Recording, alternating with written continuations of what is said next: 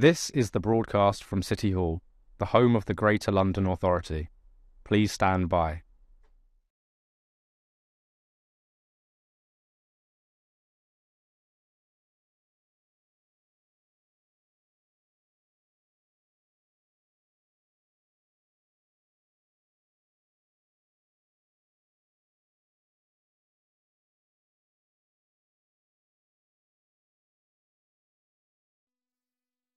This is the broadcast from City Hall, the home of the Greater London Authority.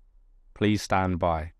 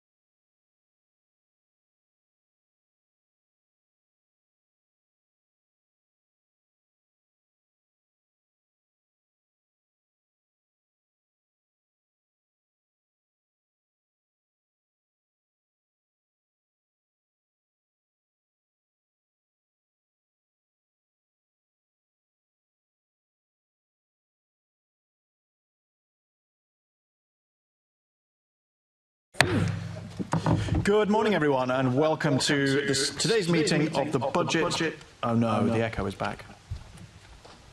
Is the echo back? Yeah, it's not just in my own head, isn't it? Okay. I think I'm going to adjourn again in that case while we just resolve what is now actually a worse sound problem. Was it okay for Monday? Sorry? Can I just check, Heidi, for you? Oh, actually, it's now better again. It's better again. And I can see that you have now muted 2 of your 3 chambers. So I think it's okay now. Maybe it's okay for her, but not. When you have both. Okay, so it sounds okay for Heidi. It sounds okay in the room again now. Yes, it sounds Okay, let's crack on. Maybe it was when we went live. Okay, if we're already upstairs, we'll go live again. Good morning again, and welcome back to today's meeting of the Budget and Performance Committee, where we are experiencing some slight sound issues, which is the reason for our delay. And as soon as we go live again, the echo is back. I think you have to mute the speaker view if you're using the gallery view. I think we're not able to start the meeting properly, so let me adjourn while we sort out the sound problems. Oh, they have done it. Oh, they have. Right, there we are. That was very brief. So, can I ask everyone to make sure your electronic devices are switched to silent mode to avoid any interruptions or distractions or problems with the sound system, ironically. And can I now ask our clerk, Hannah Barlow, if any apologies have been received? No apologies, Chairman. There you go. No apologies, Chairman. Thank you. Item 2, declaration of interest. Can I ask the committee to note the recommendations set out at item 2 and ask if members have any other interest to declare? Minutes. Can we confirm the minutes of the meeting held on the 7th of January and 8th of January to be signed by me as correct records? Summary list of actions. Can I ask the committee to note the completed and ongoing actions arising from its previous meetings and the additional correspondence sent? And 5, can I ask the committee to note the response from the Mayor to its letter on the GLA Group Budget 25-26 as attached at Appendix 1, the response from the Mayor of London to its letter on the draft 25-26 GLA Mayor Budget process attached at Appendix 2, and the response from the Mayor of London to our letter on the draft 25-26 GLA MOPAC Budget as attached at Appendix 3. Good. I'm conscious that the echoing sound is back. We're about to move on to our main item. It's gone again. Okay. So we now move on to discussion on climate budgeting and green financing, with the meeting split into 2 parts. Firstly, I would like to welcome our first panel of guests, which is Heidi Sorensen, Head of the Agency for Climate in the City of Oslo, who is joining us remotely, Professor Carly McLaughlin, the Director of the Tyndall Centre for Climate Change Research at the Manchester University, and Mark Johnson, Public Sector Lead at the Association of Chartered Certified Accountants. And thank you everyone for your forbearance with our slight technical difficulties. So if I can kick off with the first question, perhaps we'll start with you, Heidi. What are the biggest challenges to implementing climate budgeting, and what evidence is there that it leads to real benefits? I think the biggest challenges is to actually get started. And if you can convince enough of your in a community that this is a good idea and get a political backing for it, I think the challenges has been to get everyone on board, and that's crucial. And I think one of the ways we did that was to set a very ambitious target, because the ambitious target just made it very clear to everyone that if we are going to reach this target, there are no excuses. You had to get everyone on board. And if you look at kind of evidence for this is working, we are now working with our 10th climate budget, and I think it had improved year by year, and the emission has gone down. And I think the climate budget is a kind of a tight governance tool that places climate issues in the very center of the policy-making decisions, because the City Council adopts the climate budget every year. And the entities that are responsible for the measures in the target has to report on them 3 times a year. And that has made it possible for us to adapt, to change, to enforce, and be able to govern this transition that it actually is in a kind of very smooth way, but also in a tight cooperation with all the entities in the community. Okay, thank you. I can give you my numbers on the reductions. Our latest climate budget analysis showed that by 2030, we will have reduced the climate emissions with the already implemented measures by 70%. And we have identified measures that will bring us to 80. There is still a way to go to our ambitious target of 95% reduction, but we are working on it. I think we will be very close when we come to 2030. So I think for me that is evidence, and it's also evident that we have seen that not only the direct emissions, but we have now also introduced energy issues, climate adaptation issues, and also indirect emissions. And even though those have been part of the climate budget for a very short time, they have risen on the political agendas, and there are no more happening on these areas than even just 3 or 4 years ago, before they were a part of the climate budget. Okay, thank you, Heidi. Mark, did you have any thoughts on biggest challenges to implementing climate budgeting and sort of evidence that it's effective? Thank you, and thank you for the invitation, and good morning, committee members. I think the challenge and perhaps the benefit is one and the same, in the sense that, and apologies if I slip into different terminology, but climate budgeting, green budgeting, I think it can mean different things to different people, and that's an advantage and a disadvantage. So the idea is that it should be building off your kind of existing budgeting systems, the existing way of doing things. It should help you sort of read across from what you're doing already to look at your environmental objectives. So it can take a number of different forms, and therefore sometimes I think it's a little bit difficult to kind of grasp onto what actually climate budgeting, green budgeting is. But assuming you kind of get over that initial hurdle, and very much agree with Heidi about just getting started and recognising that it's an iterative process, and actually just getting on the journey is really important, and you can alter as you go along and adapt it to your organisation's needs. But I think in terms of the benefits, if we're thinking about an organisation's sort of environmental climate objectives, there's a clear benefit in that a climate budget should help you actually identify tangible, targeted actions to achieve those goals, which are obviously often to do with sort of reducing greenhouse gas emissions. And I think it also helps embed a kind of organisation-wide approach. So if the steer comes from the top, and there obviously has to be that kind of political will, that feeds down into ways of doing things in an organisation, and that organisation-wide approach starts to get embedded. It will also improve transparency and accountability, which is obviously something at ACCA we believe in strongly, and something that matters to the public.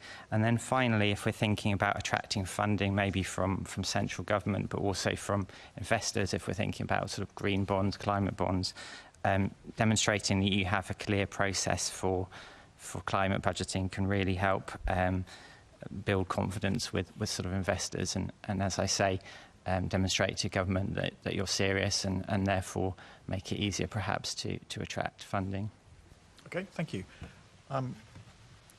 Carly, did you have any thoughts on benefits and... Thanks. Yeah, good morning. So, I mean, I agree with what the previous two speakers said. I think it gives a prominence to your climate planning as an organisation.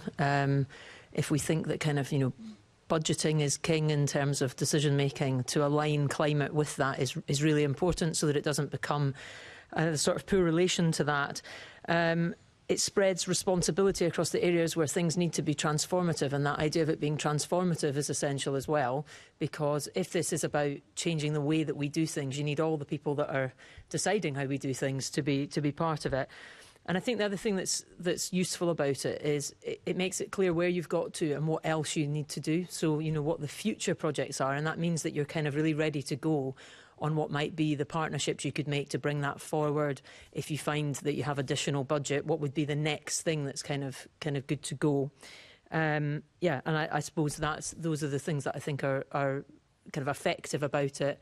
The challenges around it, I think, still remain similar to all kind of climate action and organisations. So whether everybody that needs to is fully taking on that responsibility, whether they understand enough about the options within their own area, are they being upskilled and supported enough to do that, and to make sure that you can accelerate at the rate that you want to. But I think, you know, that's kind of regardless of how you're trying to embed climate action. Once you start spreading responsibility outside your environment team, you have to make sure people have the skill set and capabilities to be able to do that in their day-to-day work. Thanks. Perhaps there's one for you, Mark, about, so there's a sort of standard concept of Scope 1, Scope 2 and Scope 3 emissions, and at the GLA, the language uses around Level 1, Level 2 and Level 3 categorisation. Do you have any thoughts on what the differences or overlap is between those two sets of concepts? Yeah, I think it's important when you're approaching this that you think about it in terms of what your own organisation is able to do. And that's very much linked with Scope 1, but also, as I understand it, what the GLA's level 1 is. So if you like, your own operations is where you would start, and that's most easily aligned to kind of looking at your existing budget, establishing a baseline of what's spent where. And then you can think about, and obviously this is important for the GLA and for other sort of local government organisations. They're not always going to have all the powers, all the levers that they might want to affect sort of change in their local areas. So it's about looking at your kind of policy making ability and your priorities within that, and what actions will make the most difference. So I guess that maps across to the idea, I think, of the Level 2 in GLA. And then obviously the whole issue of Scope 3 emissions, and Carly will probably be more able to talk about this than me. It's a very complex one, and that probably is more almost something that needs to be dealt with by kind of procurement specialists and real experts, rather than something that kind of would be the most prominent thing in a climate budget. So I think it's helpful to think of own operations and then kind of policy activities where you might be able to influence or work with other public sector partners. And then I'd sort of take the sort of supply chain issues as something slightly separate to that. Okay, thanks. Carly, did you have any thoughts on that? Yeah, so I suppose the different levels of, you know, your own emissions, the things that you buy, and then the city region, the full area of Greater London. You know, you have different levels of control across those, and I think the process that you've gone through of going through those is important for lots of reasons. A couple of those are that you demonstrate your kind of authentic leadership in this area by doing the things yourself first, and that's the case for, I think, anybody trying to then engage others on climate action. The point around procurement, I suppose the thing I would flag around that is that if the way that we do the accounting for Scope 3 emissions, so all the emissions that you're through your supply chain, you really need to have a good handle on what's going into that. Like, it's not just a black box that you get a number and you want to measure it each year, because some ways of measuring it, you could spend more on something because you think it's better, right? You think it's better from a sustainability point of view. But when you just run the numbers on that, you get more carbon allocated to you because you spent more in that product category. So I always think, let's see if I can get this the right way around, we shouldn't let the sort of measurement wag the dog, if you like, on that. Like, we should do the things that we know are good for climate resilience, for getting our emissions down, and we shouldn't be completely slave to accounting systems that sometimes give us a little bit of a false reading. So we just need to make sure we understand that. It's not that they're not good to give you hotspots and tell you where you should be targeting things, but there are areas where you can end up, particularly in that specific example where you spend more to do a better thing. It can be a bit tricky. So you just, in my own organisation in the University of Manchester, you know, I've advised that we've done that once. We now maybe don't need to do it again for like another 5 years. The measuring part, we should get on with doing stuff and not just be obsessed with measuring through the whole procurement supply chain. And then I suppose on that next level, out right across Greater London, it would, maybe this exists. It wasn't in the paperwork that was shared with me. But where you kind of hit the barriers of what you can influence and what you can change, and where the sort of the asks would be from other actors, whether that's private sector or national government, is this a good process for being able to surface those? Because actually you say, well, we've done all these things, but we're now actually restricted by some form of regulation or the way that a funding system works, and making sure that you gather all the intel through this process to be able to sort of stretch your net a bit further on what you can influence. Okay, that's useful. Thanks very much. Assemblymember Roberts. Thank you, Chair. Good morning. This is a question for Heidi. I mean, you may be aware that we are currently facing at least some form of airport expansion in London, whether it's a city airport or Heathrow or Gatwick. It's coming down the line anyway. So how have you assessed emissions from aviation and surface travel related to aviation in Oslo? So the emissions from aviation and from surface travel related to aviation, are they factored into your Scope 3 climate budgeting? And if so, what impact has that had? Well, thank you for the question. We have very little inside the territorial Oslo, which is related to air traffic. We have some helicopter traffic. That is a part of the Scope 1 budget. When it's come to traffic on Scope 3, they are done there. And then but on that level, we have only been able so far to integrate the travels done from people working inside the working in the municipality. So that is not very much actually. So because we don't as a whole travel that much with planes. But I think it is a true dilemma when you got an airport on your territory, because that will definitely on a big scale influence your climate budget.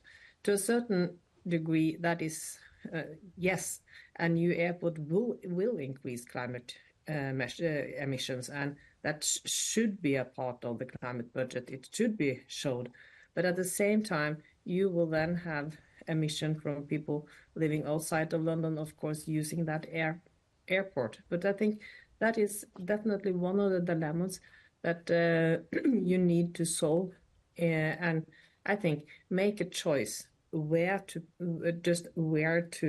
address them and describe the dilemmas and the situations, because they're real.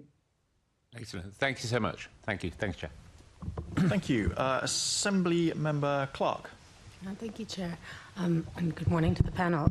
Heidi, I'm going to come to you first. I really liked what you were saying earlier about how getting started is the biggest challenge, and I think we all see that constantly. But one of this, I don't know if criticism is a word I would use, but one of the questions that keeps coming up about climate budgeting is value for money, and I'm wondering how should a city government go about assessing value for money of climate projects? I think many climate measures and projects, we should of course measure them because they create reduction in climate emissions. And I think we are starting to get good at that. But at the same time, we should also be aware of co-benefits. Co-benefits like reduced air pollution, like better neighborhood, better health as well. And then it of course starts to be complicated to do accurate things, but this is a kind of socioeconomic analysis that is, I think, will be more required in the future. But so far on the big scale, we have seen that many of the climate measures has also led to other good things and other co-benefits that I think is very worth mentioning when we are addressing climate issues. And I also want to address another thing, but that is more to do with how we organize the work. I think that what is the beauty of the climate budget, it is that is a way to work cross-sectoral. And if you work on an effective way cross-sectoral, that is saving a lot of money. because then every entity don't need to have their own climate expert. They could have somebody inside the municipality that could help them and work with them and do some of the expert things. So I think the benefit of working cross-sectoral also should be added when we talk of value for money for climate budgeting. Yeah, thank you for that. Mark, did you have anything to add to that about how a city government should go about assessing value for money of climate budgeting? I think the first thing to say is there's always going to be a cost because this expertise is emerging. It's not always there in every public sector organisation. So there's always going to be a cost, I guess, in setting up the process for the staff time, establishing those processes and getting the skills. But I think once you've done that, the really important thing is to prioritise the spending with the most impact. And there are various different tools, I guess, that you can use for that. But a good one is a kind of cost-benefit analysis if you're looking at new spending. And that's looking at the monetary costs and benefits. We're not always that good as well at looking into the long term for some of that. So we're very, very good as accountants, I guess, at identifying short-term costs, short-term benefits, but making those models long enough to really understand what the impact will be in the medium and long term, I think, is very important as well. So yeah, I think the key there really is to make the most of the spending that you are going to do, prioritise the spending with the most impact. And that can be on a longer time frame, but being clear about that and being as transparent and open as possible, I think will help people to understand the decisions you're making. Thanks, Mark. And I think that applies much wider than climate budgeting is making the most of spending decisions in government. But what are the key elements? So it was good to hear about Heidi reflecting that in Oslo they've had a 70% reduction in emissions, which is obviously enormous. But what are the key elements for tracking the impact on emissions of climate budget decisions? Tracking the impact on the main core benefits. I'm not sure if I got the question right. So the question is, so earlier you talked about how in Oslo your emissions have gone down by 70%, which is obviously remarkable and wonderful. But what are the key elements? I mean, how do you go about tracking that? How do you link the reduction in emissions back to climate budgeting? So what are the what are the indicators that the climate budgeting has had that impact? That is a good and, of course, a difficult question, because we can't track it back to the budget as such, but we can track it back to some of the measures. And that we do every year in the climate budget. We link reductions to concrete measures. And very often, we will not have like one measure that will do it all. There will be a combination of measures. And this has been discussed in various ways, but there will often be a combination of investments, not that very often, but always with a kind of an element of either tax or other kind of stick or regulations, but also communication, information, and at sometimes also grant to people. So when, for instance, when you come to why the emission from the transportation sectors has gone down, that has been a combination of measures both on state level, local level, and regional level. And we have to analyze them all together and see how they effectively have worked together to actually lower emissions. But you can't put it down, but then say that nothing would have happened if we didn't have the climate budget. You can't say that. But the climate budget is the way we are getting this tight governance system. It's organized things and takes us from not only targets, but down to actual actions that makes it possible to reach the targets. That's really helpful. Thank you. I'll hand back to the chair. Thank you. Thanks very much. Assembly Member Polanski. Thank you very much, Chair.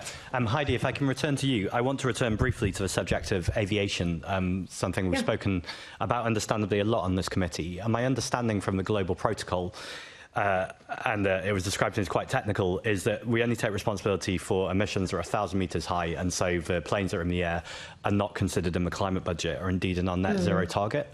I understand that's the process and those are the rules, but Carly was just talking about authentic leadership. What opportunity is there here for the Mayor of London, for the whole world, quite frankly, to demonstrate that it is not compatible to expand aviation or to allow aviation just to continue to grow and say, even if it's in the rules, that's not within our emissions, that's not within our climate budget? Do you think there's a role here to start taking responsibility for those emissions? One way is, of course, taking responsibility to your own traveling and have a travel policy that says that you should avoid traveling with plane, not at any cost, but as long as it's possible, and always prefer other way when it's possible. And when you have to fly, of course, you, in some cases, you're able to buy credit, but if you aren't, count them and show them. Then you are kind of showing leadership. But there still will be a lot of dilemmas when you have the airport inside your territory. Thank you. Obviously, some of the climate budget is quite complicated. Are there any good practices for reporting a climate budget to help the public understand the rationale for decisions? Very good question. I think the best thing is that we are transparent. I think that you should not underestimate it, even though it is complicated. To be transparent always give you a very good platform. You have nothing to hide. And then try to show leadership on some issues that really matters. And I also think one thing is extremely important. Always acknowledge that people normally don't like change. So when you're asking them to do something different, acknowledge that. And try to communicate in a way that is respectful, but still efficient.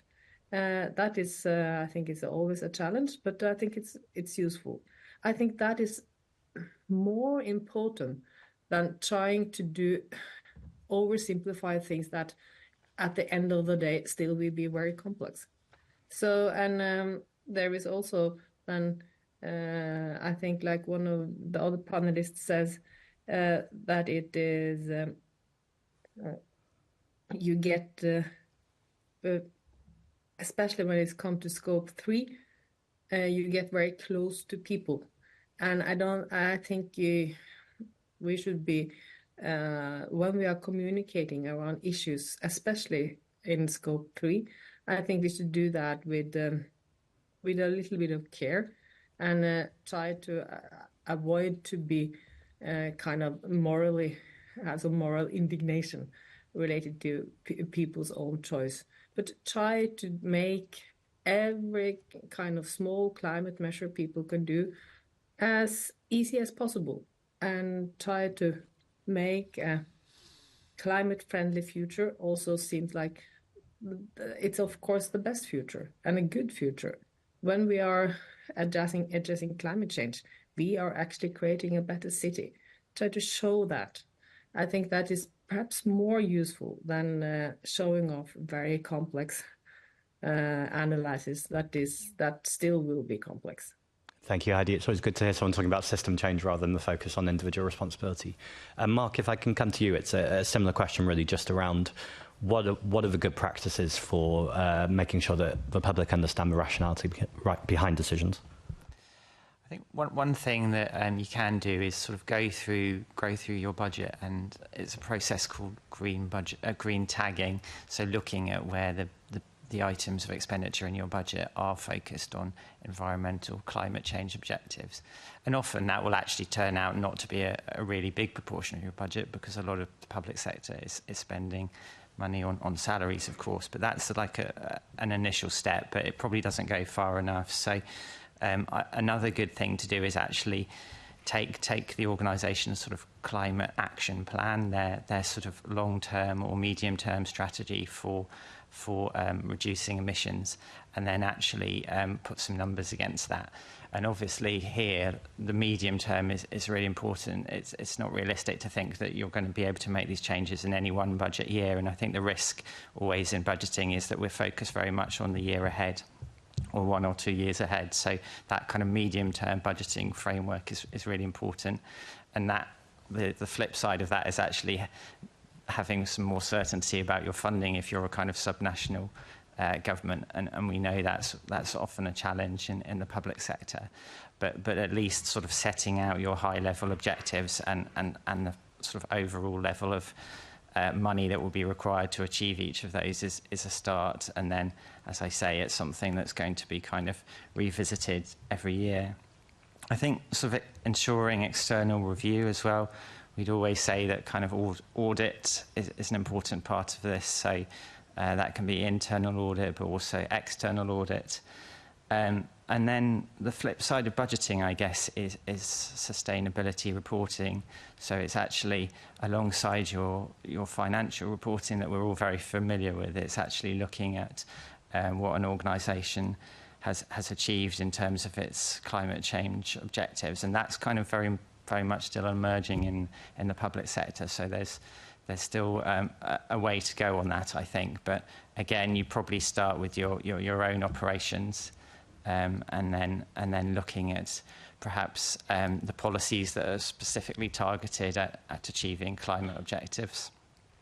But you also need to think about those other major policies that might have a kind of material impact on the climate as well, and being transparent about the effects of those.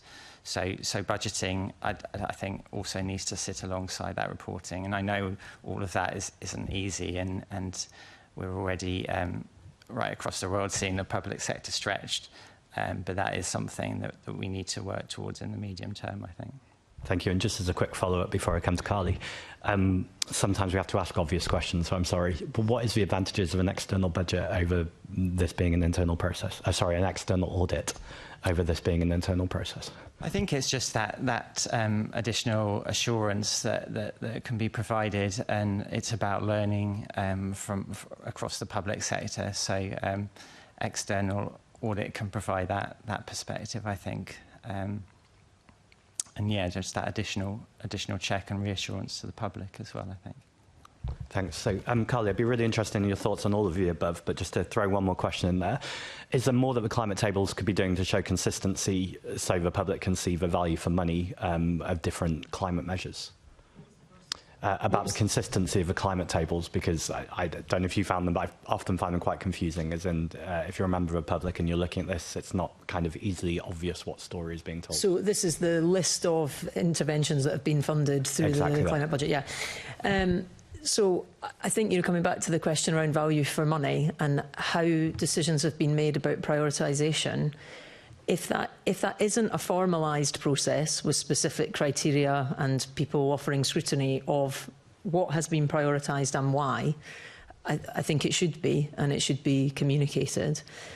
We have been working with GLA around developing a tool that could be applied to all plans, projects. That's like a sort of checklist for making sure that what you're doing both minimises negative impacts but maximises where you could be doing positive things around climate resilience and getting emissions down and things like that. So that would be, one option for formalisation. We also co-developed a tool with Greater Manchester Combined Authority that takes a slightly broader co-benefits approach. So when we say, like, what is good value for money, like, what do we mean? We need to be specific about that for citizens, because I don't think it's just growth that is the only measure that you will all be balancing. There'll be lots of things that you have said are important for citizens, and you're trying to deliver against those.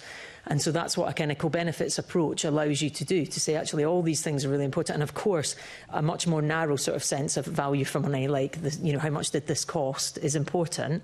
But things like, health and employability and things are also important. So you're trying to use that budget to maximise across all of them. And I think being clear about the process for doing that would help both internally and externally.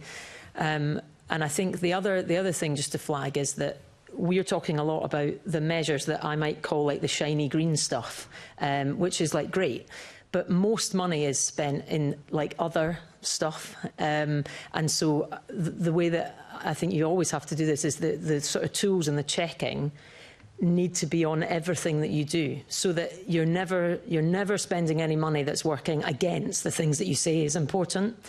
So it's not just about, yes, there's something important about how do we prioritise the shiny green things, and like you guys have got some very cool shiny green stuff in that list, but making sure that that goes across everything that you do, so that it's at least not taking you in the wrong direction and ideally pulling you in the other direction. Now, it may be that there is something there that's not in the paperwork that's been shared with me, but my understanding is that this tool that we have developed with you guys, it was one of the ways to do that, but that hasn't yet been like rolled out across or decided exactly how that's going to be rolled out across different decision-making areas. That's interesting. It might be a watch this space. Just a final question before I hand back to the chair. So the Howard Stern review, obviously quite a while ago, talked about the cost of inaction versus the cost of action. Do you think there's something there around the climate tables too, particularly when we're looking at adaptation measures, for instance? Yeah, and I think that's a really powerful measure. That's powerful finding that's come out of like the Climate Change Committee's work, that they always talk about. You know, the impact of delay, the impact of inaction, and balancing those sides. Because I think when people say, well, that's not possible, we have to be really realistic about what we're saying there, because there are impacts of doing less. There are impacts for us, and there are impacts for people all over the world, and we know that those impacts fall disproportionately on the most vulnerable.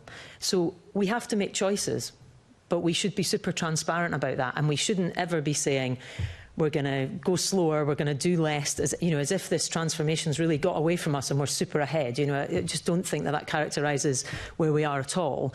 But if the argument is, you know, we want to do less of this thing, we want to prioritise money for somewhere else, I think actually being able to capture, because we think this is a more appropriate target, this is what the kind of assumptions around adaptation and the impacts would be. And then we just know the both sides of it that we're trying to balance. There isn't a future that's got no climate change. Like, we've already got climate change. So what we're talking about is how much. And then once you're talking about that how much part, you can be thinking more about the interventions to protect the most vulnerable, to make sure that our systems are as resilient as possible.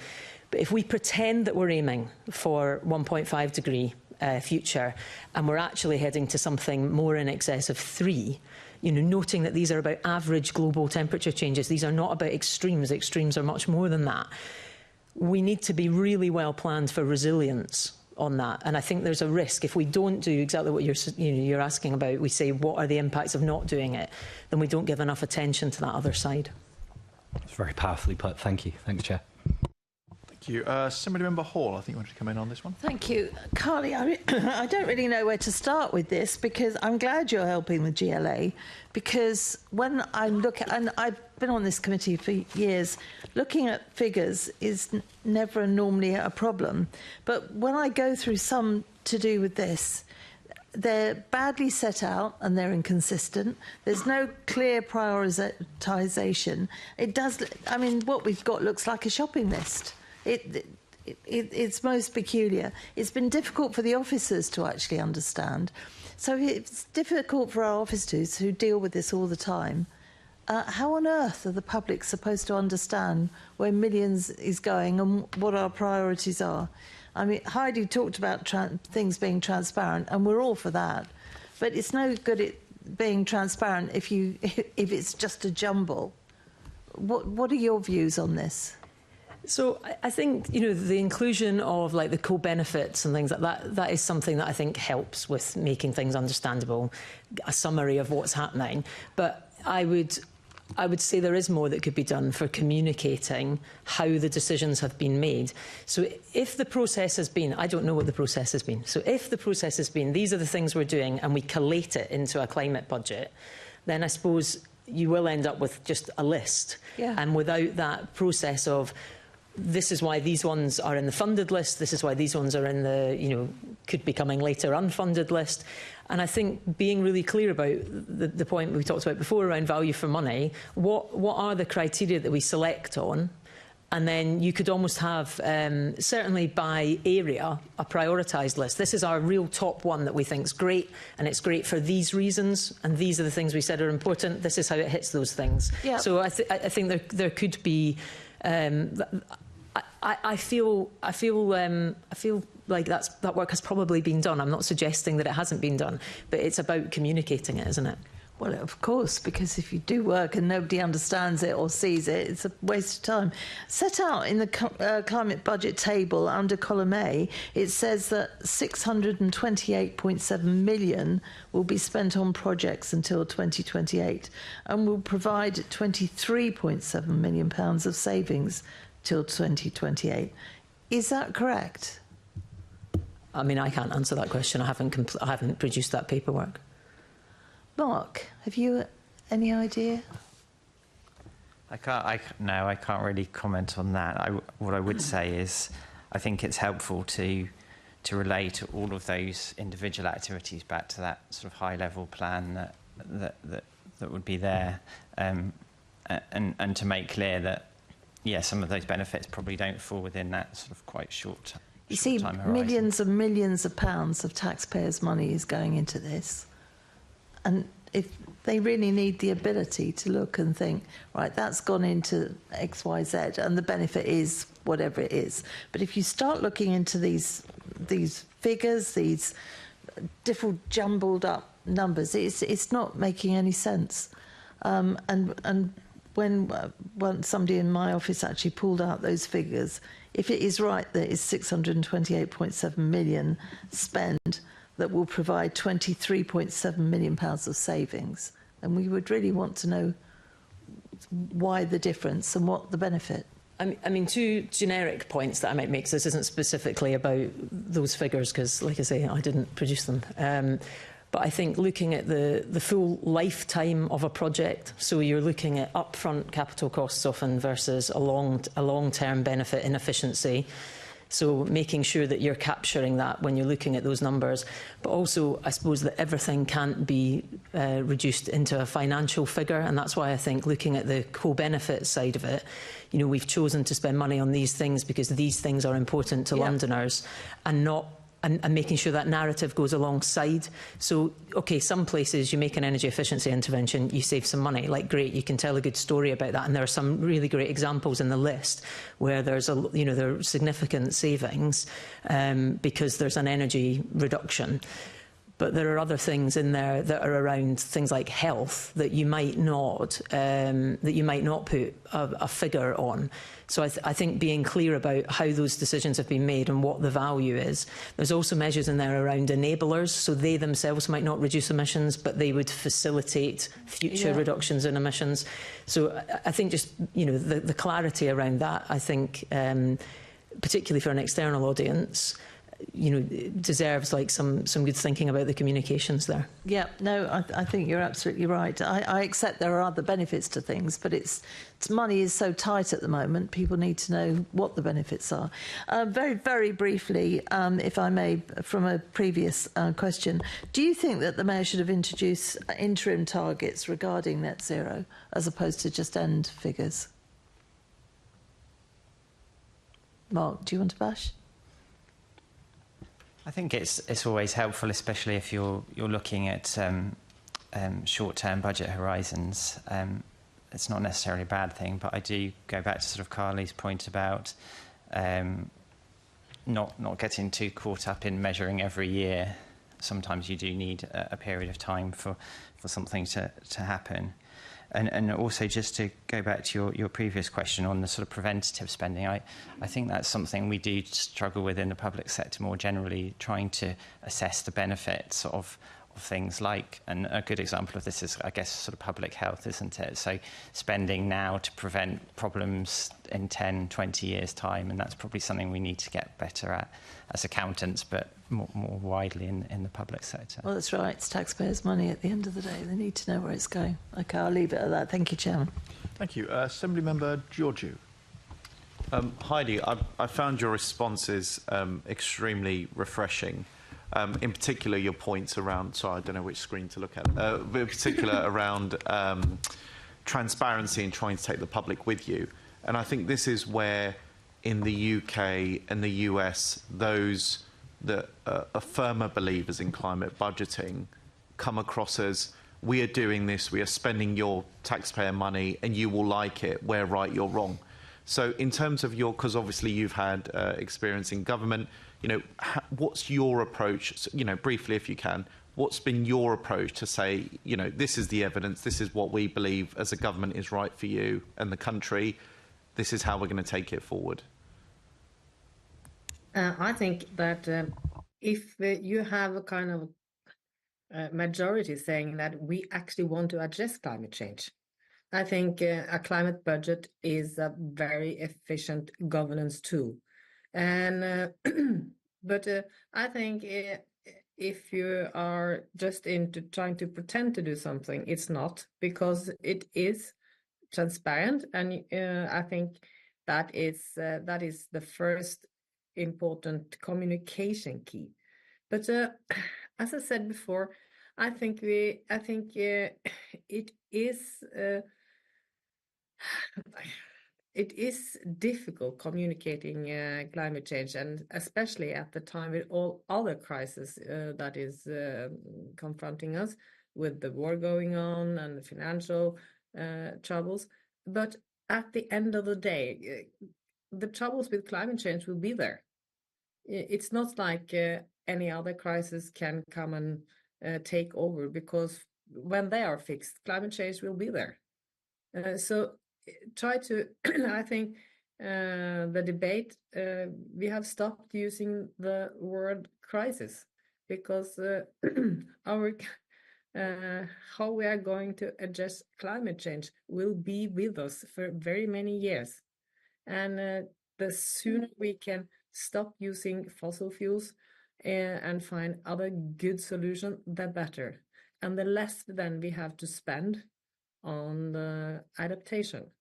And I think the key is to invite people into a future with less climate change, less work with the difficult climate adaptation measures, and putting that in the frame of that we are creating a good society for all. And I think cities has the benefit of having many of the solutions at their hand. So creating better cities for all, and addressing climate at the same time, I think is two things that actually go very well hand in hand.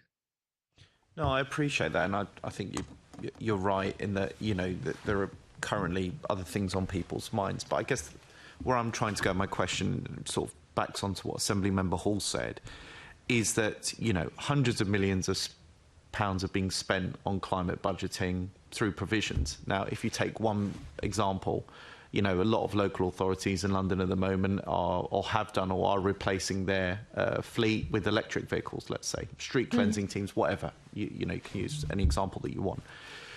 But at the end of the day, if the public is saying, well, you're spending all these hundreds of millions on X, Y, and Z on green measures within your climate budgeting, but I still feel poor, I feel poorer for the last 5 to 10 years, and the government is doing X, Y, and Z to various benefits and other sorts of things. Various governments, I'm not singling anyone out.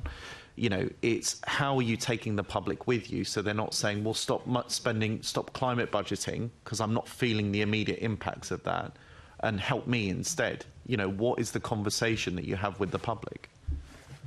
Then I think the conversation has been very much about the co-benefits.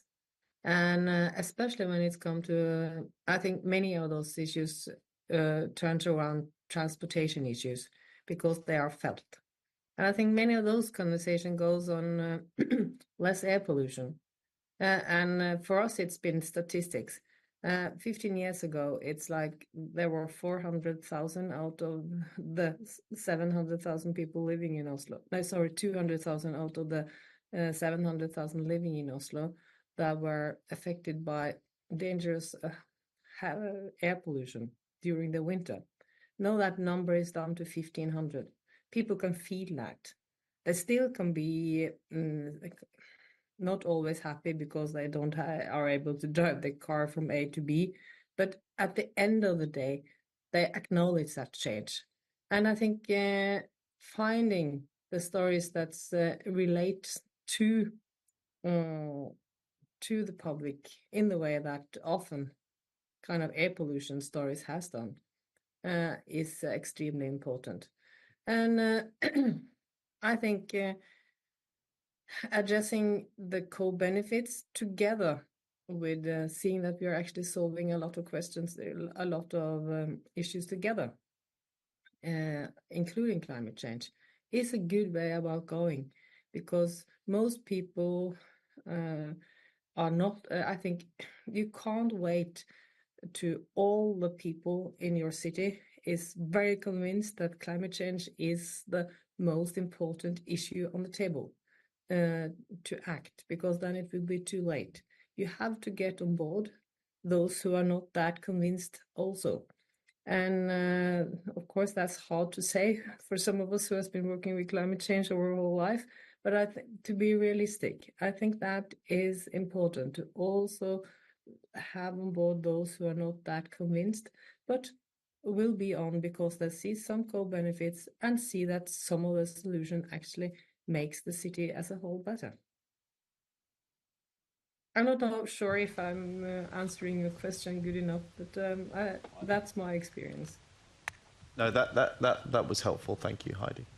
Thank you very much. So we now move on to a section on the Green Finance Fund. Assembly Member Mahfouz. Thank you, Chair. So this section is around the Green Finance Fund, which you may be aware is a £500 million fund to try and support the movement to net zero with green finance investment opportunities. And primarily these are aimed at GLA bodies, but also expanded to a number of other organisations mainly in the public sector. Carly, if I can start with yourself, how do you feel that the GLA can use those investments to contribute towards those net zero goals? So, I mean, I think it's good to have a fund set aside for that. And again, it's about setting the priorities and standards for what you want to spend those funds on. To be honest with you, it's not a system that I know inside out. So I think on a sort of, quite a high level, I think, there'll be ways of leveraging in private investment because there's some public funding there. So, the surface of it seems positive to me, but being clear about exactly how it's used and, telling some of the positive stories of what that's allowed in terms of leveraging in other funds, so that the framing of the last question around, it maybe being seen that money's being spent on something that maybe some people feel isn't a direct benefit to them, actually seeing how, where you have used money to leverage in private funds, it's it makes it better value for money, doesn't it? Thank you. And Heidi, I don't know if there's been something similar in Oslo or across Norway that you've had in terms of low cost funding that enables green projects to happen and catalyses that change.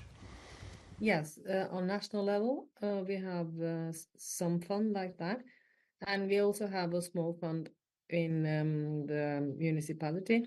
That is mainly on minor project trying to help people with changes that is necessary.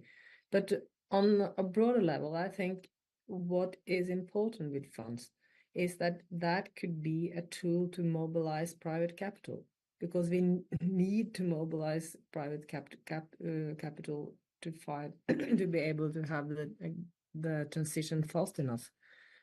Our small fund in Oslo was able to mobilize quite a lot compared to the small numbers we have been using, and I think we invested if we invested for every Norwegian kroner we invested, we had the private sector to invest 6. So that is, I think that is good.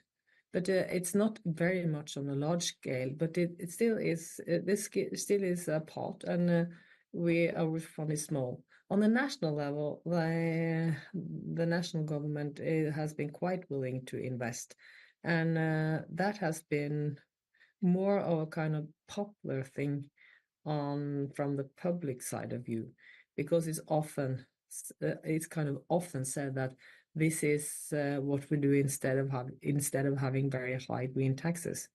A higher green tax might be very more cost efficient, but doing a little bit of both could help the transitions happening faster. Thank you both. So this fund, I think you obviously both talked about private finance and being a key element of that.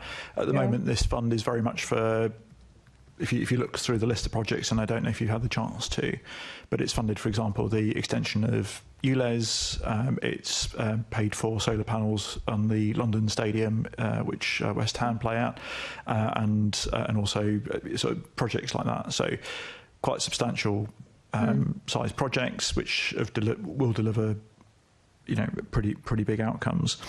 And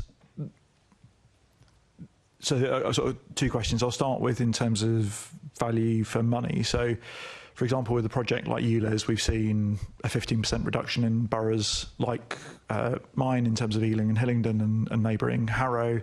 Following the extension, we've seen a 35 to 36% reduction in terms of toxic gases since the introduction of ULEZ in general. I think most people would use that as a very positive measure of the investment from a climate point of view.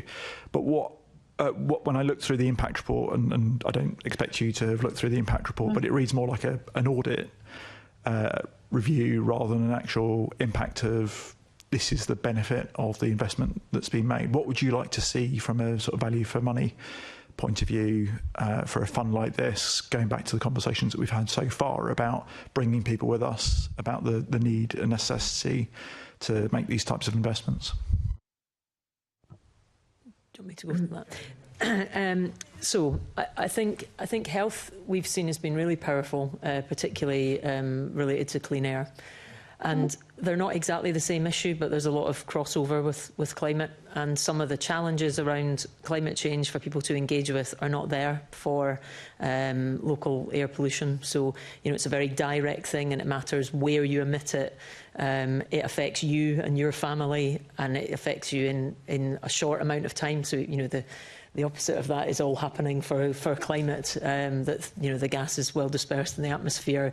It might impact you, but it will impact others, and sometimes those impacts are felt first further away. So I think health is really powerful as a way of capturing co-benefits.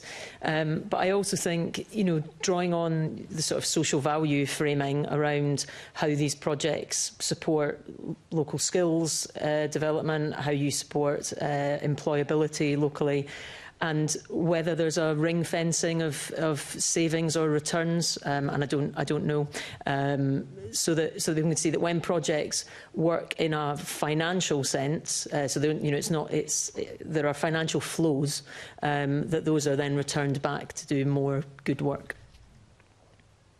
Mark or Heidi, would you like to add to that? I think it's a very good question, and when we report back what has this spending, what have they produced, I think yes, we also report co-benefits, but also try to find some examples that are close to people, and I think in our communication it is important not that we are not telling, but we let, for instance, people who has benefit from a solar panel or more energy efficient apartment tell about their experiences, why this has been good for them. And I think that's a key thing when you are communicating about these issues. Thank you. I'm not familiar with the impact report, but one thing I would say is when you're looking to attract sort of private investment, there are, reporting mechanisms, frameworks that you have to go through, and I think that does build confidence with investors. Measurement comes at a cost, but that comparability across projects, I think, is important. So just to kind of defend that, but I accept there might be an alternative way of communicating for sort of the wider kind of group of stakeholders, absolutely. And just going back to that point about the private finance, drawing that in, as I said, most of these projects are GLA projects effectively, so within the family of what the Greater London Authority is responsible for. Heidi, you talked quite a bit about that investment going to individuals and smaller groups, which obviously has a stronger connection with seeing the difference for that individual, for that community. would you see there a case for the GLA to consider expanding which organisations could apply for the fund in the future, and that being an opportunity to leverage in additional finance, but also to leverage in a better return to the fund? Because if you're doing it as a loan, you should get that money back, particularly if you're financing something in the private sector, and would attract, I think you've all said about additional private finance from other sources. So there should be a return on that investment, which could then be reinvested into future projects. Do you feel like there's a strong case for something like that? I don't know who wants to take that one first. Yeah, Heidi. Yeah. I think you have to be careful doing it, but at the same time, I think one of the most important things we can do is to find a way to attract private capital to invest more in green solutions. So yes, if you want to do new and more creative things, I think it's important, and that's the case with climate change. There's a lot of things we have to do for the first time, and to be able to do that in the finance sector as well, and find new mechanisms that are able us to mobilize even more, mobilize more capital. That is actually one of the keys to solve the whole problem. So yes, if you are able to do experiments on that and find new solutions, that would be very valuable for, I think, more than London. Thank you very much, Heidi. Carly? I mean, I am talking a bit abstractly here, but I suppose I think you would have to review, do you think you spend the current pot well, and do you get whatever the metrics are for that returned well? If you struggle to spend it, then expanding the organisations seems sensible, but it might be, do you think those organisations could deliver against the metrics of the fund better if it's motivated more by engaging wider audiences and it being more about a kind of community measure, which I think there's loads of merit to? It might be that you'd want to make that fund bigger, and you might not have to make it. It depends what organisations you're thinking of and what scale you're thinking of going down to. I mean, just a couple of examples, I guess. So, waste disposal. If there was going to be a new waste disposal site within London, for example, or if we were talking about, a provider of, transport services within London, but they might be, a community transport provider, for example. So they are, one of the key issues in terms of toxic air, particularly around London, is obviously from a transport, road transport point of view. So if organisations that were big suppliers in that area were able to apply for it. Yeah. So I suppose it's just the additionality. What would you, being an actor in that space loaning money, allow to happen that isn't already happening? And I think if you can really target those areas where we can bring this thing forward because we can loan at this rate, or we're happy with that, lending to that particular partner, and maybe they've, for some reason they've had challenges with that elsewhere, it's just making sure that's robust. So I think it certainly seems worth exploring to me, but with some caveats around how it's currently spent. Okay, all right. Thank you very much. Thanks. Assemblymember Polanski. Thanks, Chair. Very briefly. So, Carly, for this conversation, I'm much more sceptical. I guess Heidi said, and I heard her say, we have to be careful around private capital. I'd say very, very careful about it. We've got an inequality crisis as well as a climate crisis, and I think if the public feel like money is going from public money to private capital and they're not really clear what the benefits of this are, I can see huge problems with that. I'd say, secondly, if there's capital investment right now, who takes responsibility for that in just a few years' time, particularly as the climate crisis worsens?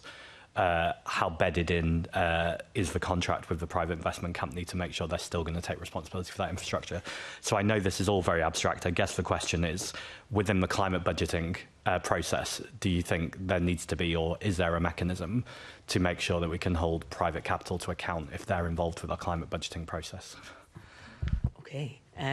So I don't know if it's in the climate budgeting process. I think, some of the things we've talked about today, I think climate budgeting has been used a little bit as a synonym for all the things you're investing in on climate, whereas to me, climate budgeting is the particular process you've selected for trying to prioritise something that you've said is important. But if we think specifically about it from a kind of governance process point of view, I mean, to me, it seems like that is about super good contracting, which probably sits slightly outside the budgeting process. But perhaps the prioritisation framework, would take these kind of risks into consideration. And I suppose on the wider point, I agree with you that you need to be really careful, but I suppose I would come back to the point that I raised before around all the money that we spend on other things. Like we need as much of the money as possible to be going in a positive direction. And so I don't think you'll ever have enough budget to do that solely through public spending. It has to be about leveraging in private capital as well. Like that has to be one element of what we're trying to do. But I think for me, the key thing is it doesn't mean that those partners then get to set the pace, the shape, the type of accelerating emissions you're trying to go for. That is something that I think should be set by society. And then we ask people if they want to be part of that with all their money. We don't say, because they've got all the money, we can only go this fast. I think this is a much greater crisis than that. And you will find partners that want to be on board with something that's ambitious. Because there's still lots of private capital that's targeted on this transition. Thank you very much. I don't see any other indications, so I think that brings us to the end of our first panel this morning. Thank you, everyone who bore with us with our slight technical difficulties first thing. Thank you in particular to Heidi, to Carly and to Mark for joining us this morning. We'll now have a short but very precisely timed 5-minute adjournment while we bring in our second panel. So we'll return at 11:15. Thank you very much. Thanks. And no one knows what happens to the students. They were on my list of people, but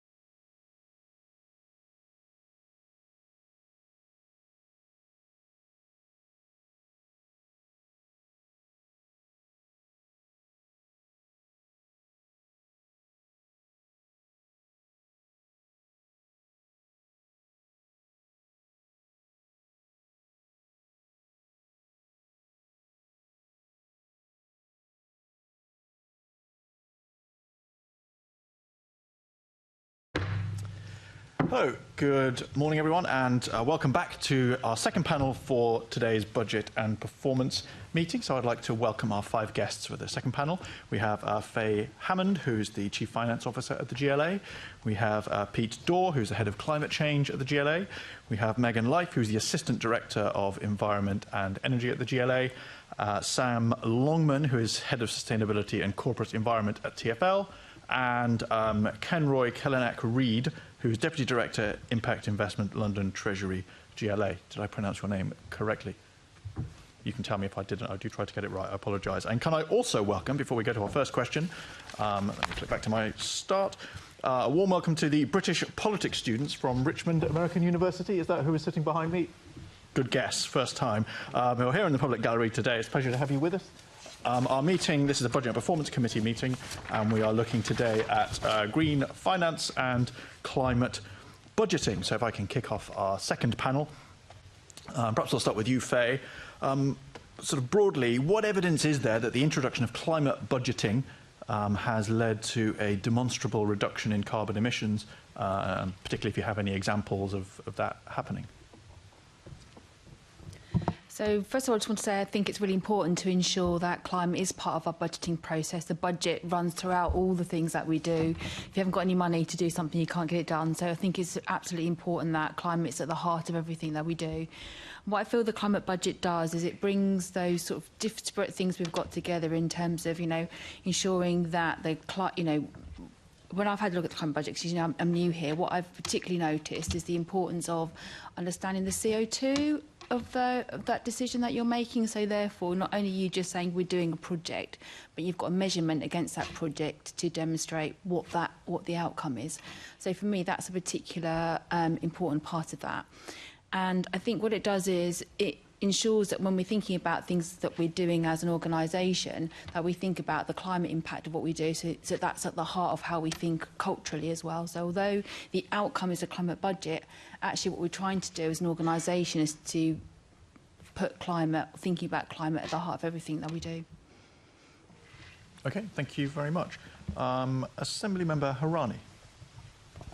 Thank you, Chair. This question might feel a bit strange to you because it's about the 25-26 climate budget process, which you weren't a part of. But what lessons have we learnt from it as an organisation going into the next setting process?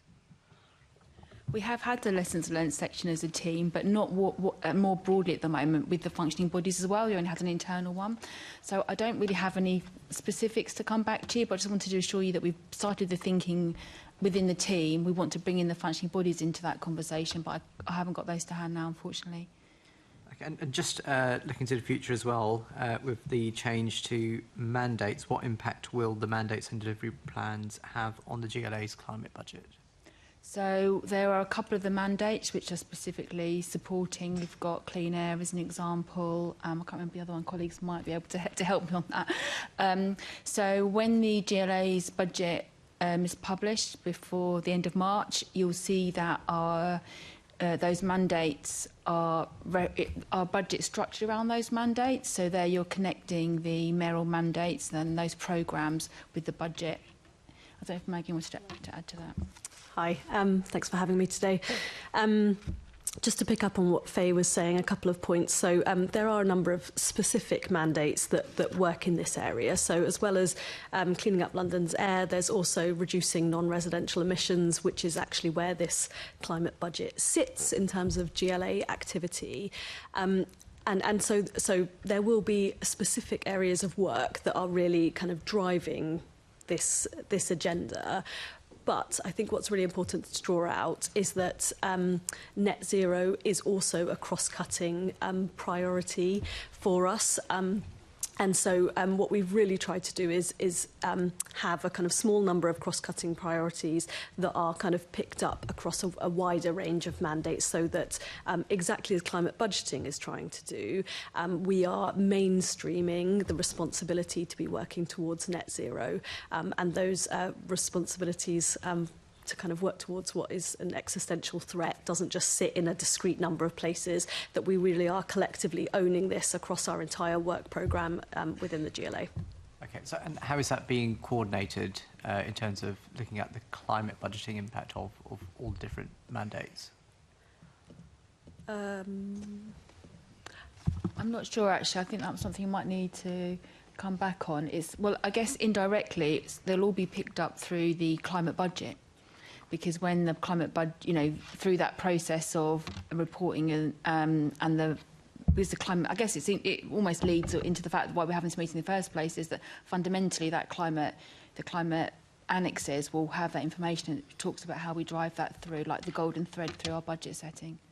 So then, because obviously you've got the environment mandates, which will have a sole focus, or maybe additional, just by the nature of it, will be a bit more clued on looking at climate budgeting, but it should be all the mandates that are looking at climate budgeting as well. How is that being ensured? So, if I may, so similar to now, basically. So this is about the GLA group budget as a whole. So it's about all of our expenditure and relating relevant bits of expenditure from across the work we do, not just our sort of very specific mandates around climate, but identifying things that have a climate impact. So, for example, you'll see in there things like the Piccadilly line, for example, in the tables of things with a climate impact, which wouldn't necessarily obviously sit in my particular mandate that I'm working to. So it's already trying to capture that wider impact, and that will continue as we sort of move forward, because it's essentially trying to identify those actions in the budget in its totality that have a carbon impact. I recognise that, but where is that being collated in a single place? So the climate budget, you know this, but the climate budget brings together the spend across the group on, projects focused on reducing emissions. The delivery plans, when they are published, and you'll get to see those in due course, will also, as I've said, have that section on cross-cutting priorities, of which reaching net zero is one of them, and that will provide reflections and assurance on how emissions reductions and working towards net zero are being captured across a broader range of work programmes, as well as the core ones, green and resilient London, reducing non-residential emissions, clean air. Okay, and just looking at how the mandates are categorised, so the two that we have for environment are reducing non-residential emissions and greener climate, resilient London. But looking at the health mandate, there's only one category under that, which is cleaning London's air. Is there any reason why that's been why that hasn't just been collated into one single overarching mandate? Because the theme looks or seems very much linked into the wider environment in any case. Yeah, so we've been working on delivery plans and mandates. You will have seen the mandates now because those have been published, and there are 14 of them. We went through a process internally to decide what the kind of London level outcomes were that we wanted to see, what the GLA should be doing, and thinking about how to group areas of work into single work programmes. That's not to suggest that there aren't overlaps and areas of synergy between those different ones, such as the ones that you've picked up around all of the different environment ones. I suppose we had to categorise these somehow, and where we've arrived at feels like a kind of logical position to be in. So green and resilient kind of brings together the natural environment and the kind of climate adaptation work. Reducing non-residential emissions is about a kind of built environment. Improving London's housing stock also includes important work around our warmer homes and domestic decarbonisation agenda. So there are discrete areas of work in 14 different mandates, but that's not to in any way detract from areas of synergy that arise between them. Thank you. And the way that this has been explained to us in the past is about looking at carbon as currency as such. So in the 25-26 budget, are you able to give an overall impact, environmental impact of the budget? In Yes. Numbers in terms of carbon impact and...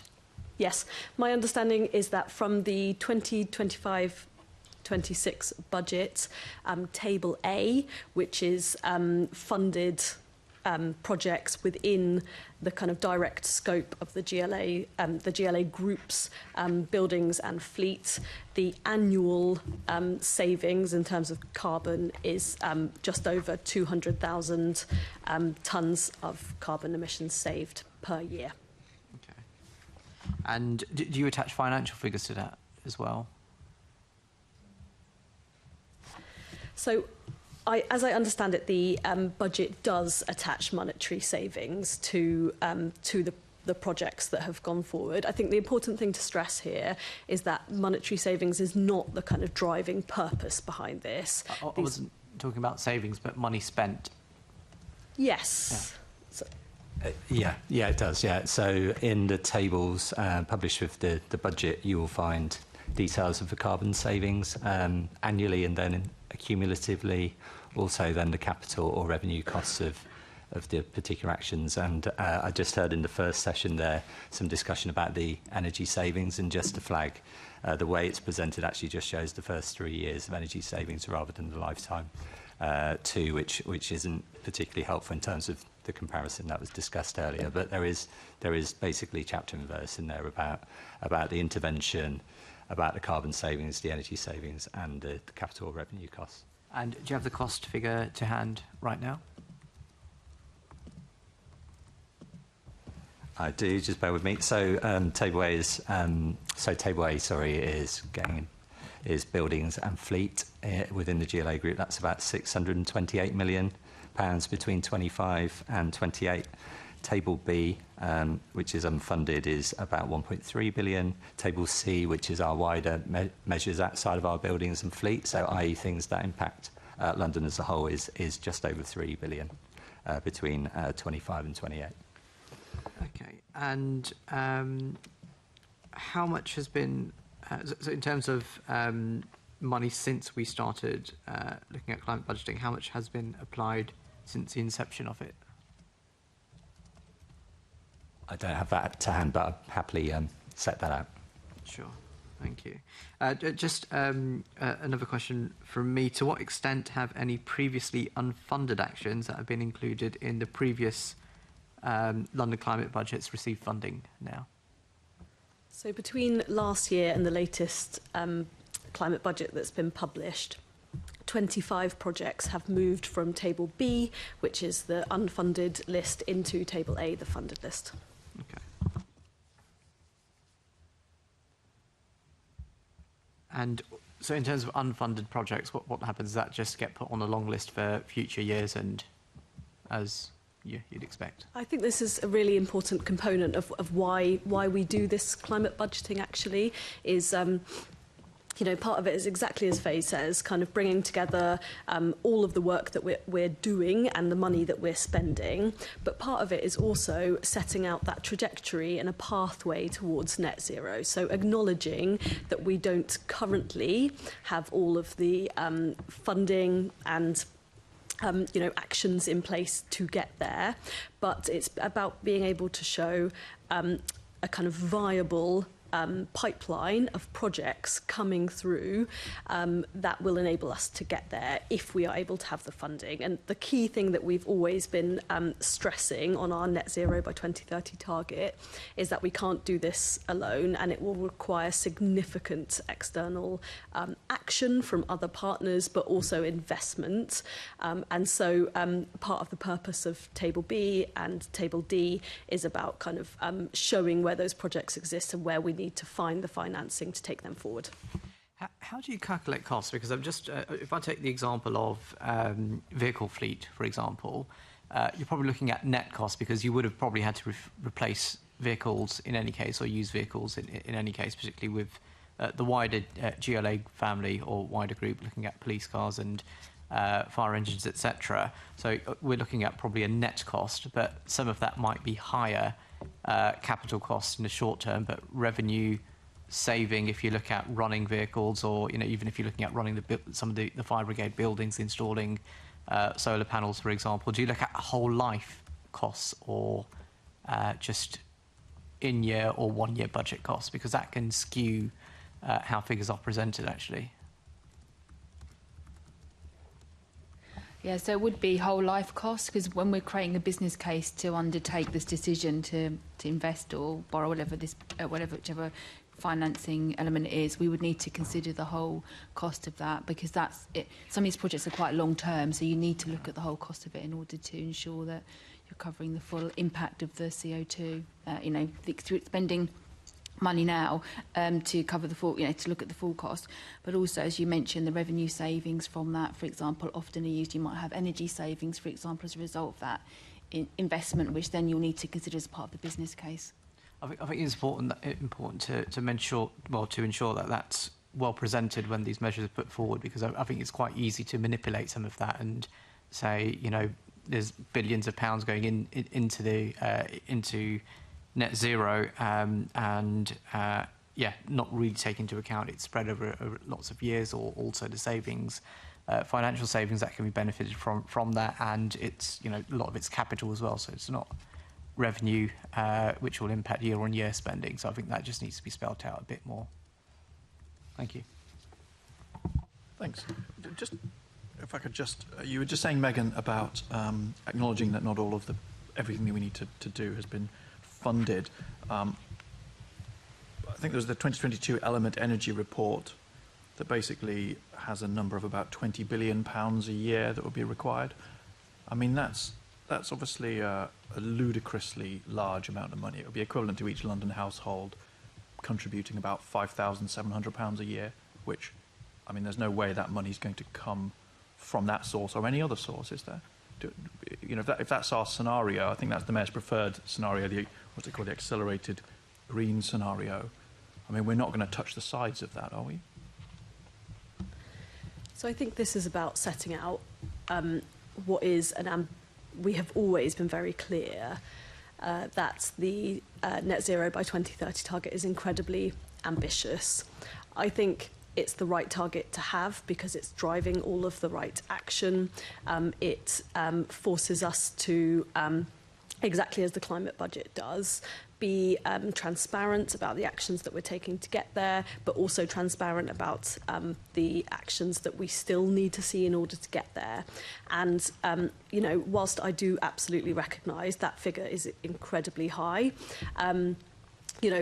we need to be realistic about the cost that it will take to get there. And I think one of the things that is important to stress here is that that those figures are an investment in the future, and that exactly as we're talking about today, there are likely to be monetary savings that come along with them in the long term. And that should absolutely be underpinning kind of investment decisions and how we go about this. But we're nowhere near that. I mean, it's about like saying we have a plan to go to the moon. It's an ambitious plan. We've got some sticky tape and rubber bands to get there. I mean, the gap. I mean, £5,700 per London household per year. It's not ambitious. It's a plan that cannot possibly succeed. So if this is an important thing that we achieve, that plan on the table is a plan that cannot possibly succeed, it seems to me, if it requires anything like that amount of money. I mean, that would be equivalent of doubling the GLA's entire budget, which, in other discussions that we have on this committee, TfL wants a couple of £100 million a year for capital funding, and it's been struggling to get that. And here we are talking about tens of thousands of millions of pounds a year. To be clear, we aren't talking about all of that money coming through the GLA group. We are very alive to the need to leverage other forms of investment here, from government, but not just from the public sector. I think we acknowledge that the public sector will not be able to meet that cost, but the purpose of kind of focusing on the monetary savings and the kind of viability and investability of these projects is to try and leverage private finance in a kind of very scalable, significant way into this arena of work. And that is where we will see the kind of step change in our kind of trajectory towards net zero. If I may just quickly add, Chair, just a couple of other things about those numbers. So, first of all, what it's not taking account of is replacement of infrastructure in natural investment cycles too. So that isn't netted off in that figure that you've referred to. I think that's important to state. And also I just sort of flag, you know, the CCC report, which I'm sure you may have come across in the last week or so, which is sort of showing that longer term cost of net zero coming down from about 2% of GDP to well below 1%, so about 0. I can't remember what it is off the top of my head, 0.2% out towards 2050. And of course, the other thing not being factored in here is the impacts in terms of you know, climate impacts on the city of not taking action as well. So you know, what we're capturing in that figure is just the technology cost of putting in the infrastructure we need, but yeah, it doesn't take account of those three things. So when you net those off, I mean, for example, I don't know, Silvertown Tunnel, that's quite a big piece of infrastructure over several years. That's about 2 billion. So we're talking about 10 of those a year. It's a very large amount of money. So roughly where are we then? Taking into account all of the netting off that you've just described and the leveraging in of private finance, where are we? You know, if you had one of those, you know, let's mend the church roof thermometer things outside the building, how far to 20 billion would we have got, do you think? How much could we colour in? So clearly here, through the climate budget, you can see the expenditure kind of through Table A and Table C from the GLA group. Correct me if I'm wrong, Pete, but I don't think we have we don't have the figure to hand for the level of investment coming from external sources for emissions reduction across London. And I think that would be quite difficult to get together, but... Yeah, that's absolutely right. And then, you know, of course, not all of this is on public authorities to do. There's, you know, a third of this is for the business sector to deliver as well. So we wouldn't necessarily have that. What we do have is where we are in terms of carbon reduction, which is currently about 37% against 1990 levels back a couple of years ago. Because of the way the inventories are sort of calculated, there's a bit of a delay in terms of calculating those figures, but that gives you a sense of where we are in terms of that sort of net zero ambition. Sorry, go on. Thank you. I just wanted to come back in and emphasise again what Pete briefly touched on, which is not investing in this is not without cost in and of itself because of the impacts of climate change. You know, and the cost that has to individuals, to our city, to the built infrastructure here. And, you know, when climate disasters happen, we will have no choice but to deal with the costs of responding to those. And so that is part of the strategy of investing upfront in adaptation and mitigation measures, is to try and decrease the likelihood of those disasters happening and us being in a position where we have to respond on the ground financially. So that's saying that it's important, but the comparable figure that you've said, including all of those costs, is about £20 billion a year. And you can't tell me how far in terms of colouring in that £0 to £20 billion sort of thermometer we are.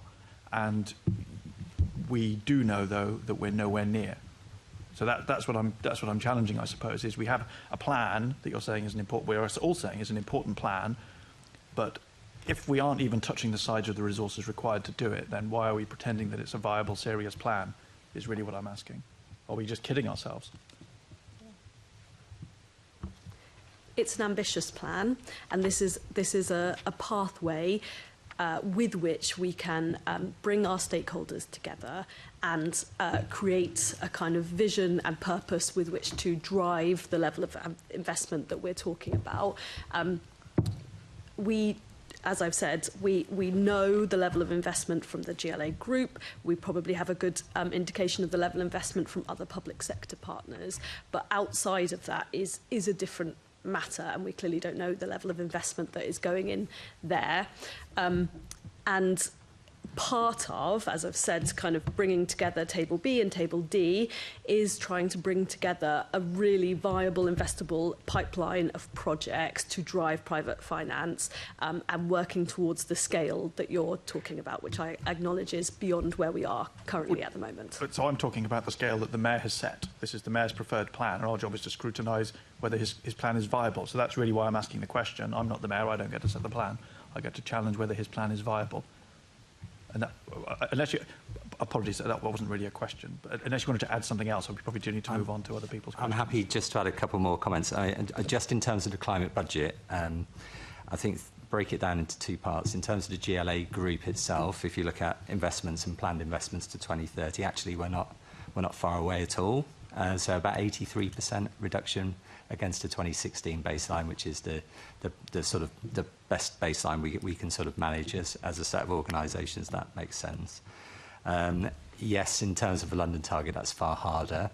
Many of our programmes are sort of designed to think about how we scale them up over time, so we can start to marry up and attract more money from government and other places. So, for example, you know, the work around housing retrofit, which we're doing with London councils, is exactly about trying to secure more of that funding that is available and getting that into London.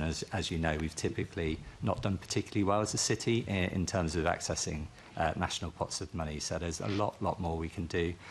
In addition to that, I know we're going to come on to the Green Finance Fund, but there is a challenge in terms of accessing and really scaling up the amount of private sector money that we can also bring here, which is about thinking of new delivery models and new approaches as well. So there's lots to do. I'm definitely not denying that. There is, you know, part of this is about figuring out how we align and access more money from government, how we mobilise others to do more, and then how we figure out how to access more sort of green finance or other sources of finance too.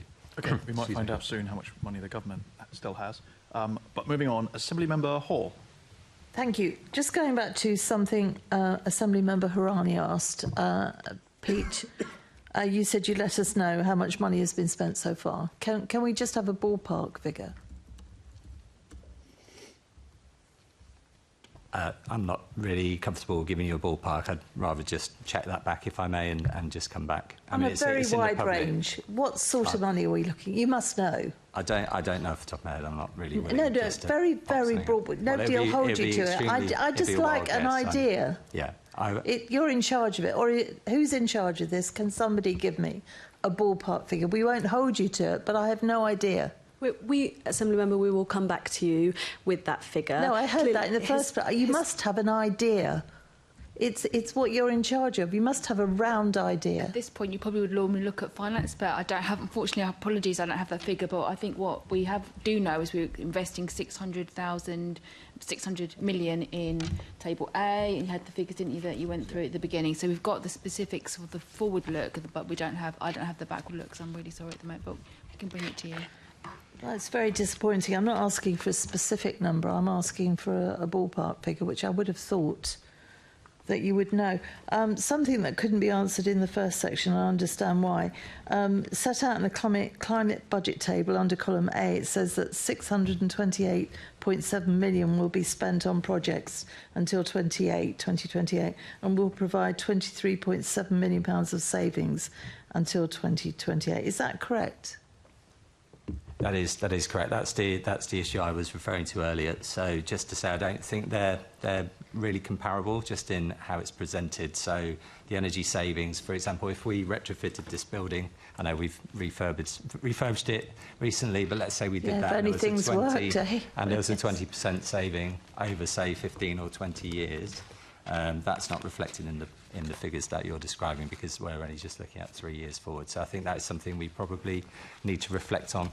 Going back to Assemblymember Hirani's comment earlier, in terms of giving you a better sense of those savings over the lifetime of the project. If you watched the first part, you will have heard that I said that I think it's all very badly set out. It's inconsistent. There's no clear prioritisation. That list is just like a shopping list. And the figures, our chairman was saying, the figures are unbelievable. I mean, some of the fairy tales I read my grandchildren are more believable than some of this. And I just think that if we weren't aiming so pie in the sky, it would become more realistic. But they're just eye-watering figures.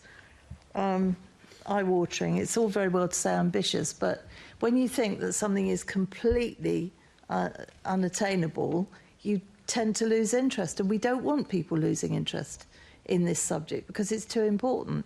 And it's too important to have paperwork out there that our officers are having trouble working their way through. How on earth do we expect Londoners to understand?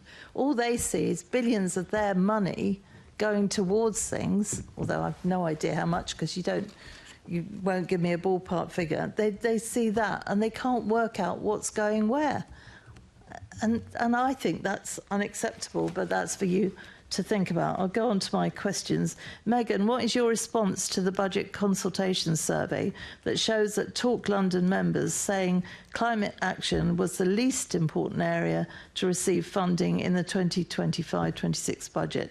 Does the climate budget format have sufficient profile and clarity to engage Londoners in the budget process? Thank you. And just to come back on your previous point, which you know, I absolutely take on board, and we will reflect on the kind of formats of the climate budget going forward, but just also an offer if it would be helpful to meet with your officers to kind of you know, support them to work through it and understand it. Very happy to do that. Can I just say, Londoners can't do that. It should be in a format that is far more understandable, because our officers can come and say, what on earth is this? Londoners can't. And we're all used to looking at loads of these documents for various different parts of this committee. And we don't have that problem. This is just, it's as clear as mud. We're very happy to reflect and seek to make improvements on the format for ahead of next year. Thank you for raising that.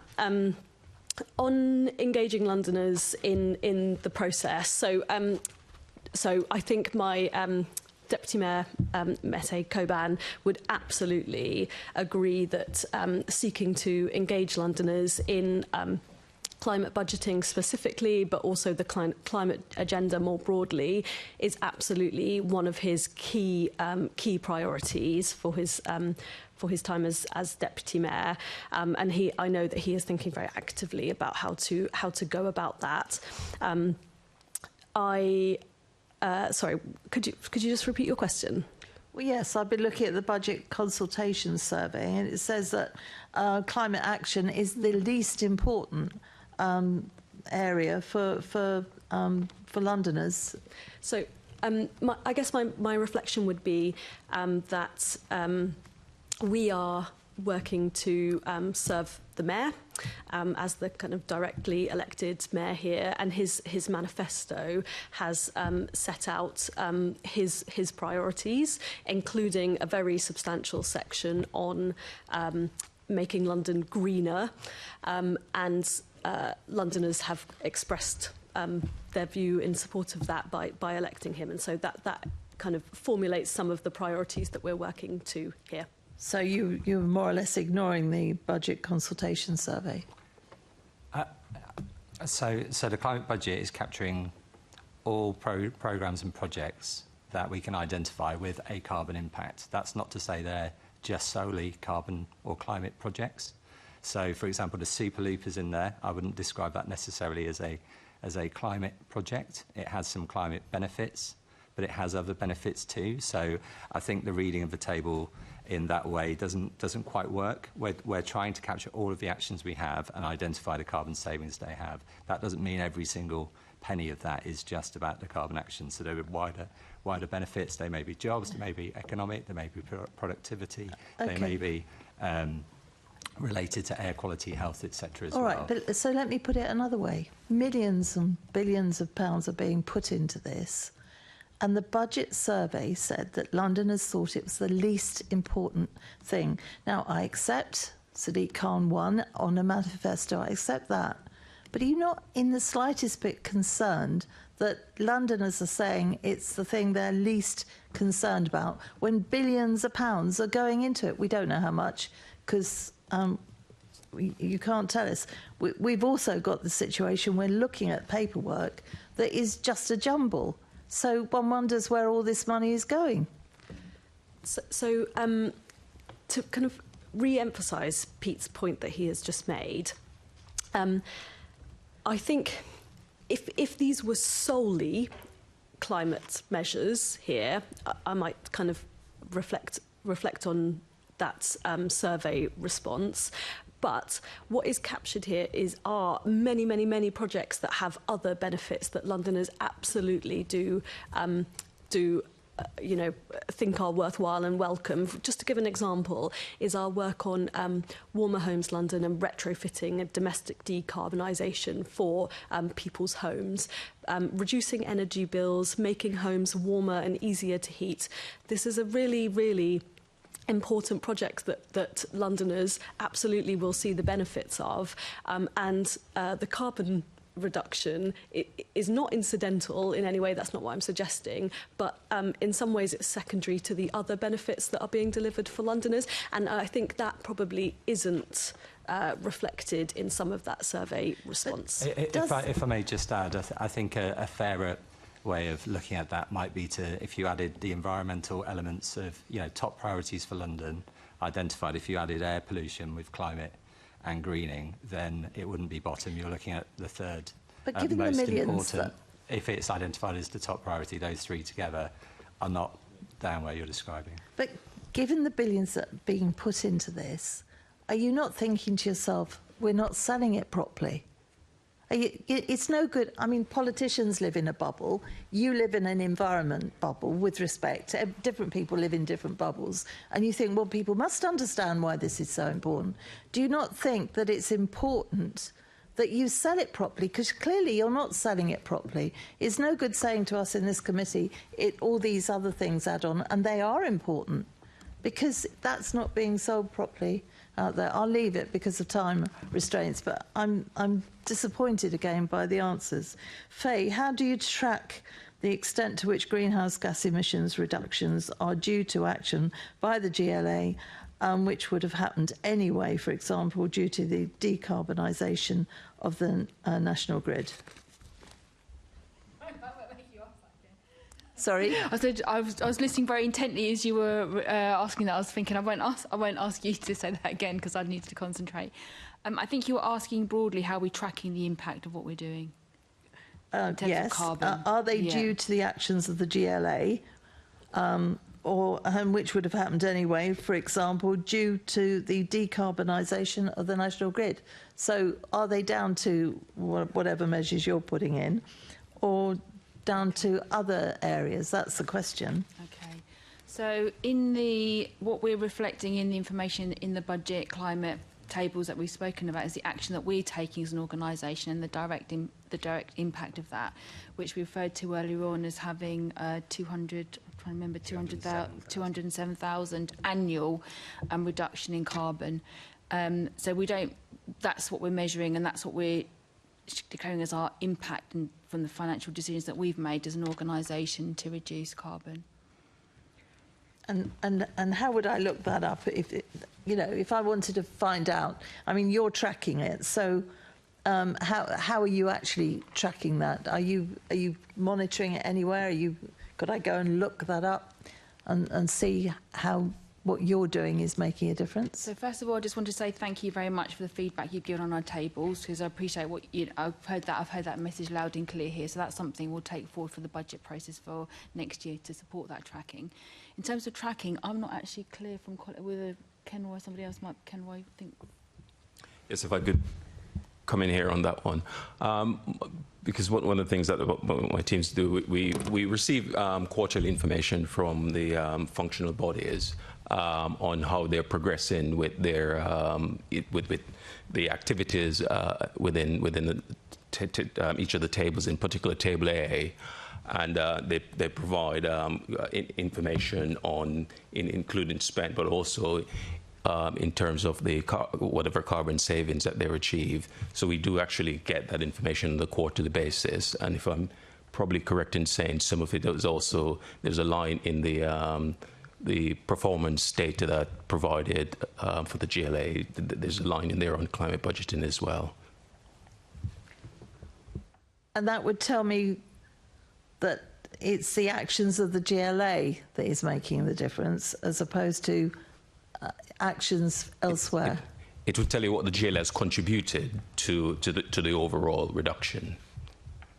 But on the point about whether or not we take into account reduction elsewhere, for example, the decarbonisation of the grid. Yes, as part of the calculation that goes into what the savings, the carbon savings has been, yes, these things would have been taken into account as well. Okay, I'll leave it at that, Chair. Thank you. Assembly Member Polanski. Thank you very much, Chair, and afternoon, everyone. I was going to say morning. I guess my starting point is just to say thank you, and I don't often use scrutiny bodies to praise people, but, you know, climate budgeting is something that has been a step forward. I think it's genuinely world-leading. We obviously don't get a gold star just for doing things, and we still need to tackle the climate crisis, but I think it's a head in the right direction. I think, and I'm sure you agree that there's better ways we can do it and we can communicate better, but I think it's good to start from that place. That all being said, Faye, is there a price that the GLA is willing to pay per tonne of carbon emissions if we reduce it? Difficult question. I think whenever we look at any of these projects, there's a number of things we need to think about when they're coming forward. This is kind of my mindset when some of these climate projects come forward in terms of what the kind of things we think about in terms of what price, you know, how much is it worth? So you've got, can it be done from an operational point of view? Because actually for some of these things it's quite challenging for physical operation. Does the technology exist? Once you've kind of got those things, is it physically possible? And the climate case for that. You've also got to look at the financial case for that particular proposal and the value for money from that. And so that's why we need to, and it's very difficult to get that sweet spot between all those things being working and being okay. And that's where the GLA and things like Green Finance, the Green Finance Scheme comes in and kind of supports elements of that by improving the financial case, so we as an organisation can interject or play a part or play a role. I haven't got a number, but I think in an ideal situation you'd have all those things in exactly the right place. But we know that that's not actually how it happens in reality. Some of these things are quite challenging from a financial point of view, so that's obviously always on my mind because I'm very much, value for money is quite important, very important to me in my role. It's part of who I am, you know, requirement of my role. And so that's where I ensure through the process and the business cases that we see, so for example on the Green Finance Fund, we look at that value for money, we ensure that we've considered that. But there is some challenges in general in funding some of these things, which I think we've already talked about or touched on today. So it almost sounds like quite a complicated algorithm, which I know it's not as black and white as having criteria, but there's also the scope 1, 2 and 3 emissions. Would that be part of that whole conversation too? I certainly would look at the wider picture rather than just one level of different types of emission, alongside though the financial case and those other things. Thank you. Segueing to you, Pete. So Feedback, the environmental organisation that look at food, particularly around healthy and sustainable diets, have released a report today around public procurement policy for food. And one of the things they talk about is reductions per plate. Is the GLA, or what work is the GLA doing around food to look at how they can reduce emissions, which can also be value for money? I haven't seen the report yet, I'm afraid, and just to say thank you for your comments, very appreciated as well. In terms of the climate budget itself, we are thinking about how we potentially expand it going forward to look at our supply chains as well, so that would be covering then scope 3. There's some work to do to figure out how we do that most effectively, and some of that was covered earlier in the first session, some of the challenges around this. But yeah, obviously food would be part of that sort of wider consideration of what we're purchasing and how we're purchasing it, and opportunities to sort of drive down carbon potentially from that. So we haven't got to that yet, but you know, as part of that wider work around the climate budget, there is thinking along with C40 around how we might do that, whether it makes sense for us to do it, how we would incorporate it into a budget going forward. Meg, thank you. Thank you. Just to follow up on the kind of incorporation of scope 3, which, you know, is something that we want to work towards, and we're taking that very seriously. But just wanted to highlight that, as I understand it, only Oslo does that through their climate budgeting process at the moment. And we've always been very clear with our climate budget that this is an incremental process, that we are kind of in a starting position, and then we will develop things as we move along, and as we kind of grow our capability and our understanding of these issues. And so I think Oslo did it after 7 years, and we've only been doing our climate budget for 3 years, so we are working towards it, but it's a work in progress. And as Pete says, we are part of a working group with other C40 cities exploring how, in a practical sense, we actually get that off the ground, what the definitions are, how do we create consistency on that with other members of the GLA group, and then what does a kind of climate budget look like that incorporates that. Great. And just finally, Meg, I know you can't commit the Deputy Mayor to meetings without him being here, but would you consider meeting, or would you meet with feedback to discuss their report? Yeah, I think we would be happy to do that. Great. Thank you very much. Thanks, Chair. Thank you. Assembly Member Roberts. Thank you, Chair. Question for Megan. One of the difficulties of these panels is that sometimes things get answered out of order. So apologies if this has been touched on, but what measures are used internally when comparing the value for money of different carbon reduction measures across the GLA group?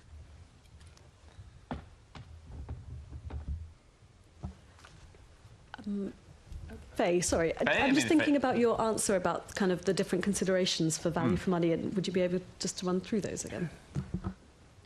Okay, so when we're making decisions, I'm looking at the cost of something. I'm looking at when it's going to be delivered. I'm looking at and the carbon effect of that over time, but also the savings that's going to be delivered out of that process. So all of those kind of things together are the kind of things that I think about in terms of value for money. The place that I really see this playing out most in terms of my own role is at the Green Finance Committee, which I chair. So we have a various number of projects coming through that route. And for example, I've seen projects come through, and we've had discussions only recently, Ken, where we think, oh, this is a lot of money. You know, why is it that even though it's not, we're loaning the organisation the money, what is it that we are, why is it costing so much? The kind of things I'm asking, for example, is this a housing type project that's on my mind at the moment? What is it about that particular project that's significant? Expensive. In that particular instance, it was to do with the construction, the type of building. But I just wanted to give you the assurance that that's the kind of thing that we talk about. It's not like a black and white thing, some of these things. It's really like on a case-by-case basis that those kind of conversations take place, was how I would articulate it. I don't know if anyone else wants to come in. The only other thing I would add to that, thank you, Faye, is particularly as I say, in the incremental growth of how we go about this climate budget, one of the things we also want to look to explore is how we incorporate adaptation measures and projects into the plan going forward. And I think particularly for that area of work, one of the key considerations needs to be what the cost is of not committing to those adaptation measures, as I was saying before about kind of climate-related disasters happening and the unavoidable financial costs that fall from those. And so that will be another consideration. Thank you. I can see Sam's at the end wanting to... Thank you very much. Good afternoon. Thank you for having me. If I may, just to kind of, as a functional body, Transport for London, bring to life how we are understanding and using the climate budget and how we go through that exercise of prioritisation and work out which is the best interventions to take. I mean, the starting point is the climate budget isn't what we use to determine what projects to invest in. We have an annual business planning process, we have strategic outcomes that we're trying to achieve, and we have a common outcome framework where we're trying to achieve lots of goals. We've also got compliance challenges and risks that we're trying to manage. And so we go through that, across TfL to work out what's the best investment. And the way I see the climate budget is it's basically attempting to categorise our spend. And that's why we're coming up with these challenges around the kind of, these projects are delivering much more than carbon, but you've put the whole cost in. And a way to kind of think about this is you'd have the same challenge if you were to try and do a safety budget, for example, or an equity and inclusion budget. The brilliant thing about the climate budget and why I think it's been so powerful is it has given us that focus, particularly on the pipeline of what needs to be developed. Because people don't invest in broad ideas and goals, they invest in real tangible projects with defined outcomes. And that's what I've seen, is it's really driven maturity, particularly in that early pipeline, that's enabled us to bring forward projects to secure things like public sector decarbonisation scheme funding. An adaptation, I think, is another key aspect that I'm really excited about. It's much further behind in terms of maturity and our ability to understand exactly what interventions we need to take and have the tools and the data to build compelling cases. So if that's helpful to you, that's how we understand this process and how it's so useful to us. Thank you. And just one final question, if I may, and it's possibly going to the same answer. This is to Faye. Is how do you assess the value for money offered by enabling and adaptation projects? And is it the same process that you use across the board, or are enabling and adaptation slightly separate? Yeah, I haven't got many more comments on what I've already said. No. If anyone else wants to come in, but I can't think of any more added value things I can say from what I've already said. I am conscious of time, so I won't pursue the point. Thank you. Thanks. I'm conscious as well. I was just doing my bit of arithmetic. Assemblymember Hall. Yeah, I'll be really quick. I mean, we have to look at value for money. That's we're a scrutiny board. That's what we're here for. Can you just tell me how many people actually work in your climate change department? On the climate budget, or yeah, well, yeah, in general, two. Anybody that, pardon? 2 in terms of the climate budget. And so, FTEs well, roughly over the year. To do with climate change, are there specific people, or is it within roles within different? Perhaps I should come back on that point. So I'm the Assistant Director for Environment and Energy. So my unit is responsible for all of our work across our environment and energy. So that's domestic decarbonisation, energy, kind of climate change strategy, mitigation, adaptation, the natural environment, waterways, waste. So a really broad spectrum of things. And my unit is about 75 people. 75. And the cost of that? I would have to come back to you on that. Who's the budget holder? I'm the budget holder. So how much is your budget? So my revenue budget is about £30 million per year, but that's programme as well as staffing. Okay, all right then, thank you. Thank you. Assemblymember Harani. Thank you. This question was just spurred on by Faye, your answer in terms of the decision-making matrix and the things that you look at when weighing up sort of where money goes. I'm just looking also at the unfunded level 1 projects, and one of them is London Underground Major Station and Depot LED lighting, replacing lighting assets on London Underground depots and stations with LED bulbs. So I'm just wondering, just with that, and I've got a local example in mind, to be honest, on this, because there's dual benefits from a non-climate perspective as well. The station I have in mind, looking at LED lighting outside of the station as well, where obviously there's a VORG, violence against women and girls impact as well, crime and ASB impact as well. Do these things come into consideration as well when looking at the decision-making process? Because, yeah, obviously LED lighting, it'll be, in the long run, it'll be cheaper on TfL estate, but also where there is those, where there are those added benefits in, especially outer London stations, where the lighting is attached to TfL buildings owned by TfL, managed by TfL. Is that something that can be looked at as well? Yeah, so just to kind of go back to what I was saying earlier, that's exactly how we look at it. We obviously follow the Treasury's 5-case model for undertaking kind of business case assessments. We're looking at multiple outcomes, including social benefit, all those things you highlighted, the value to customers, and in terms of the stations being welcoming, kind of reducing fear of crime and crime itself. And as I say, what we're then doing is trying to pick out the spend that we think is most contributing towards decarbonisation and put it into the climate budget. But obviously, the reason for doing these interventions are much broader and trying to deliver multiple outcomes. So we very much do look at it like that. Thank you. Thank you. Assemblymember Polansky. Thank you. Sam, I just wanted to, again, I was spurred on by something you said earlier around adaptation, and particularly around the climate budgets being a categorisation of work that's being done before and not the leverage of the work. When we look at mitigation and adaptation, obviously we really need to focus on mitigation, as in not use adaptation as an excuse not to mitigate. But if we don't adapt, we won't survive to then mitigate. And it's a very long sentence. But also adaptation is sometimes mitigation in itself. So the question really is around sequencing.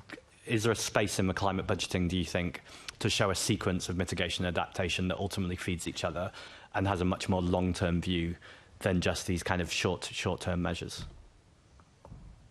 Thank you for the question and for raising the point, because it does feed in well to the point that this is all the same challenge that we're trying to address. We're essentially trying to progress towards sustainability. And a sustainable London is one that's inclusive, it's climate resilient, it's adapted, it's affordable, there's strong health and well-being. And unless we achieve all those, we won't be able to decarbonise at the same time. In terms of the sequence of events, Climate change is upon us now, so it's urgent that we take forward the London Climate Resilience Review, the recommendations that are in there to adapt. And as I highlighted, and you also reiterated, there is more work to be done to mature the adaptation space so we can really understand what are the impacts of various measures that we could take, what is the evidence about the impacts we're already seeing as a result of weather and how that might change as climate change plays out, getting much better at categorising spend. That is a challenge. So we want to deliver most of our environmental outcomes and safety outcomes and equity outcomes through our investment programme anyway. So if you think of a big project, it can be quite challenging to pull out how much of this was contributing towards adaptation. If it includes sustainable drainage, for example, you know, the costs will be clearly the materials that went into that, but there's costs in terms of the broader project management, the consultation that went into the design, that's all integrated. But we do want to get better at being able to understand that, so we essentially have both sides of the ledger when we're trying to make the case and understand the best way forward to adapt London so that we can progress towards sustainability. Thank you. I think you answered the question I was trying to ask. So that's quite a skill, thank you. Faye, if I can turn to you. So in the published climate budget tables, the proposed total expenditure is only shared for unfunded measures regarding the GLA group. Is the information available for other categories of budget measure? I don't think so, otherwise I'm sure it would be reported if it was. Is there a specific reason why we're just focusing on that measure? Yeah, I'm not sure. I'd need to think, I'm not sure what, how we got to this point, so I'm not clear. I don't know if anyone else knows the answer to that question. Could you just ask it again for me so I can make sure? Yeah, absolutely. So in the published climate budget tables, the proposed total expenditure is only shared for unfunded measures that reduce the GLA group's emissions. Unfunded, yeah. And it's to ask if that information is available for the other budget measures. There is, in fact, 4 tables there. It's a table C and a table D. Table D is trying to articulate that sort of wider London unfunded opportunity for the GLA group, which gives you a sense of basically what, in addition to funded activity in the GLA group's direct emissions reduction, we could sort of achieve or look to deliver. If we were able to sort of match, as I was saying earlier, match our ambitions with government and others, that's sort of set out in Table D. It certainly gives you an indication of that. The Chair wants to come in. Oh, thank you. Thank you. This is just my normal face. And I believe you had another question. The other question was around the consistency of the climate tables, but I think we've heard loud and clear that they're going to look at that anyway. Okay. In that case, move on to looking at programmes. Assembly Member Roberts. Question for Sam on TfL climate budget programmes. We've seen that TfL emissions haven't reduced significantly since 2020-21, and given the anticipated falls for 2024-2025 didn't materialise, how confident are you that they will fall in the future? Our modelling and understanding is obviously constantly evolving and improving and becoming more accurate. At the moment, the assessment that we've got in the climate budget is our best estimate, and we are fairly confident that we'll be able to achieve what we've set out with the funding that we've got over the next few years. Okay, thank you. Thank you, Chair. Since I said I'd done some arithmetic, suddenly we're picking up speed. We're going like I've never known. I should do it more often. Assembly Member Polansky. Yeah, I can mess up your arithmetic fairly easily. Sam, how reliant is TfL on a zero emissions bus fleet and its PPA power purchase agreements to reach net zero by 2030?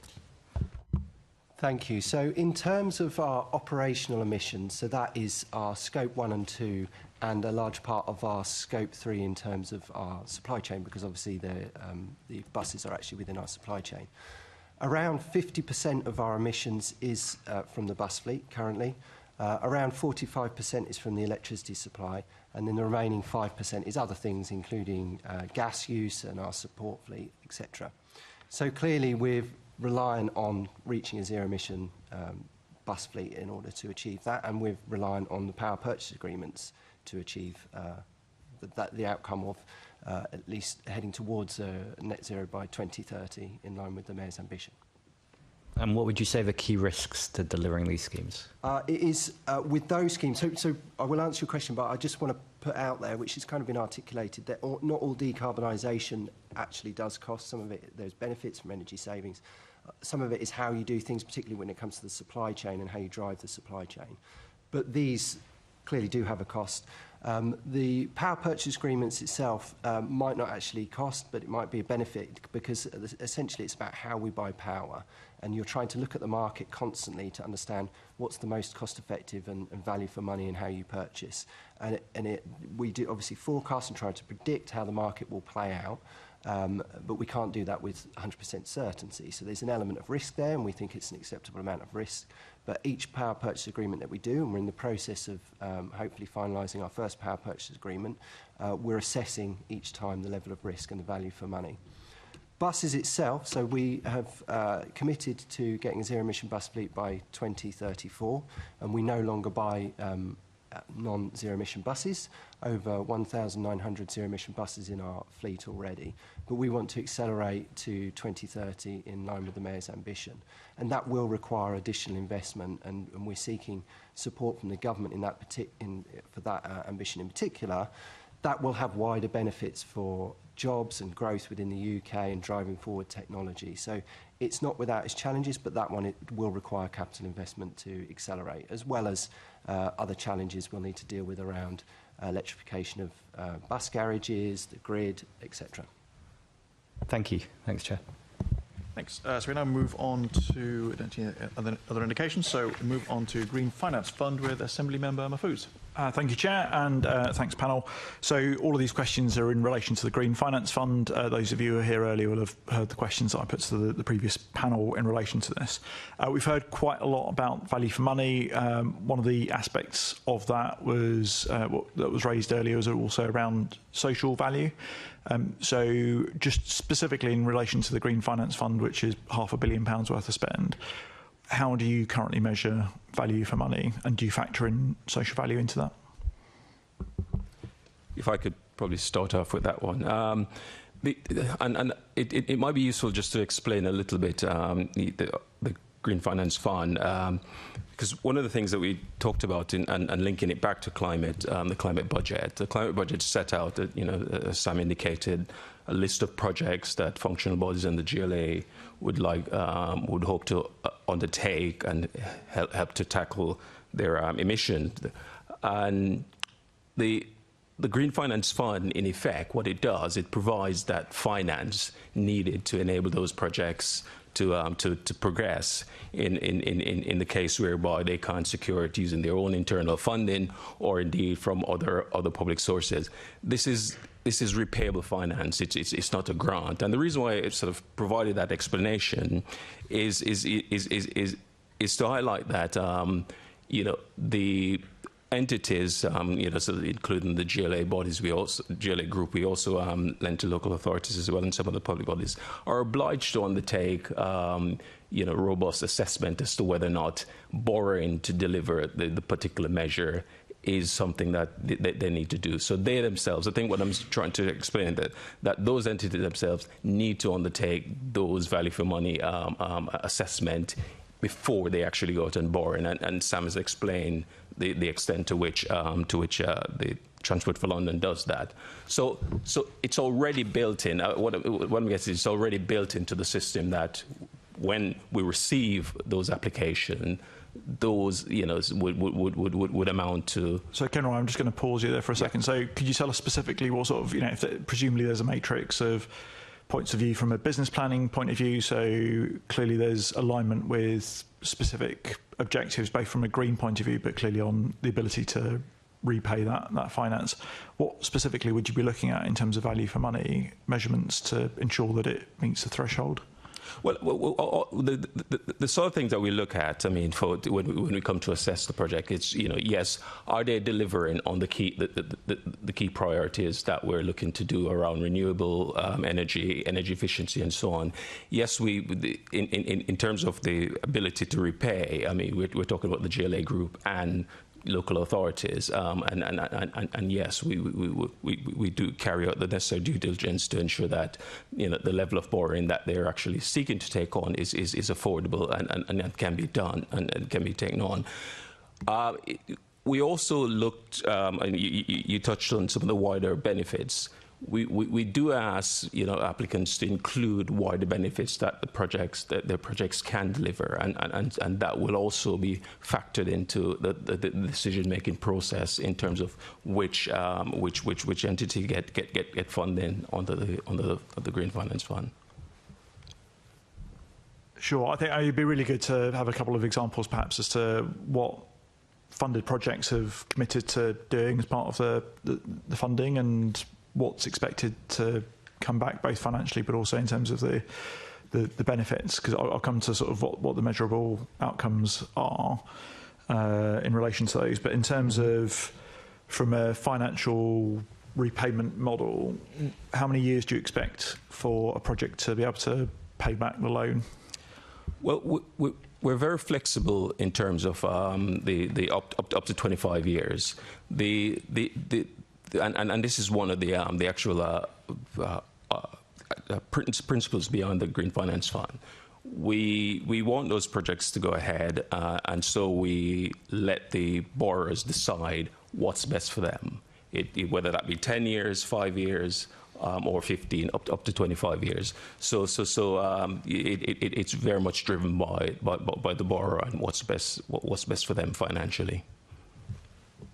One of the things that came up earlier was also, so in terms of obviously the funding, as you say, Kenroy, just goes to primarily the GLA family, and there's a few private organisations that operate in the public sector, like universities, colleges and so on, that are eligible to bid for it. If we look at sort of transport for it as an example, we don't, there's community transport, there's black cabs, for example, there's other providers who we need to support in terms of pushing towards that net zero objective. Have we considered, firstly, in terms of expanding who's eligible for the Green Finance Fund? And the second part of that question is in terms of what private equity we're able to bring in, to leverage in on top of the funding that we're putting in place. I think so the first thing to say in regards to on the point about looking at the eligibility or which organisations are eligible, a key principle for us here is that this is the GLA. This is not the Green Finance Fund is not a separate legal entity. It's a GLA lending on its own balance sheet, and as such, it's really important that in doing this, it doesn't bring on any sort of unduly credit risk associated with that, and so the decision was taken to look at those organizations, those entities that has similar credit characteristics as a GLA. So and probably Femi might have views on this. So I don't think at this point there is any appetite to actually create wider credit issues for the GLA and therefore widen it to those entities that might. Yeah. Sorry, Megan. You go. Well, I was just going to build on what Kenroy has said, which is that, in order to lend with the terms that there are under the Green Finance Fund, we clearly need a certain risk profile in terms of who we're lending to. And so that has, to some extent, dictated who we're supporting there. I think it's also important to say, part of this is about trying to deliver at scale and working with partners that provide that scale. And, to some extent, public sector partners do that. But also worth just kind of situating the Green Finance Fund within the wider context of the London Climate Finance Facility, of which there are 2 other programmes in there, which do have a different profile in terms of who they are working with and who they're offering equity and loans to. And as Kenroy has rightly said, part of how we've managed to do that is by taking them outside of the kind of GLA's direct ownership. And Pete, you might want to come in just in terms of, okay, so for those other funding facilities, what additional private equity we're able to leverage in? Yeah, so the Green Finance Fund, as is sort of being described here, isn't about getting private sector investment. The The other two programmes, the EDGE is currently 50% funded by sort of private investment, so 50% GLA, 50% by SDCL, with an ambition to grow that over time, get other private sector investors involved. And then the Mayor's Energy Efficiency Fund, which was set up using, both GLA capital but also European Regional Development Funds at the time. And we've used that to match in then on a sort of project-by-project basis, private sector capital. So I think roughly that's matched about 1-to-1 at the moment, something slightly more private sector investment coming in alongside that sort of public sector match. But there is the potential there to sort of access even more. But as I say, it's on a sort of project-by-project basis. So just coming back to the measurements that Ken Roy talked about earlier. So if I look at the impact report, as it's called on the website in terms of the Green Finance Fund, and it's called the impact report, when you open it, it very much reads as it's titled. I think in terms of the document, it's a second opinion. It's giving you the sort of the external, or risk analysis effectively of what's been funded going forward, and isn't anywhere near exciting in terms of what the actual impact of any of the projects has been. Clearly there's, things like ULEZ obviously has achieved very significant outcomes, 35% reduction in my boroughs in terms of the toxic gases, 15% because of the extension in places like Ealing, Hillingdon and neighbouring Harrow. But none of that is reflected in the impact report, and I think just trying to find where the sort of the most exciting it gets to, but effectively sort of like audit language in terms of it doesn't not meet any of the objectives that have been set. So in terms of going back to, I guess we talked about the presentation of the tables, but equally the presentation of the impact, how do we make sure that we are showing that it is actually achieving the objectives and outcomes that these projects have been set out to do?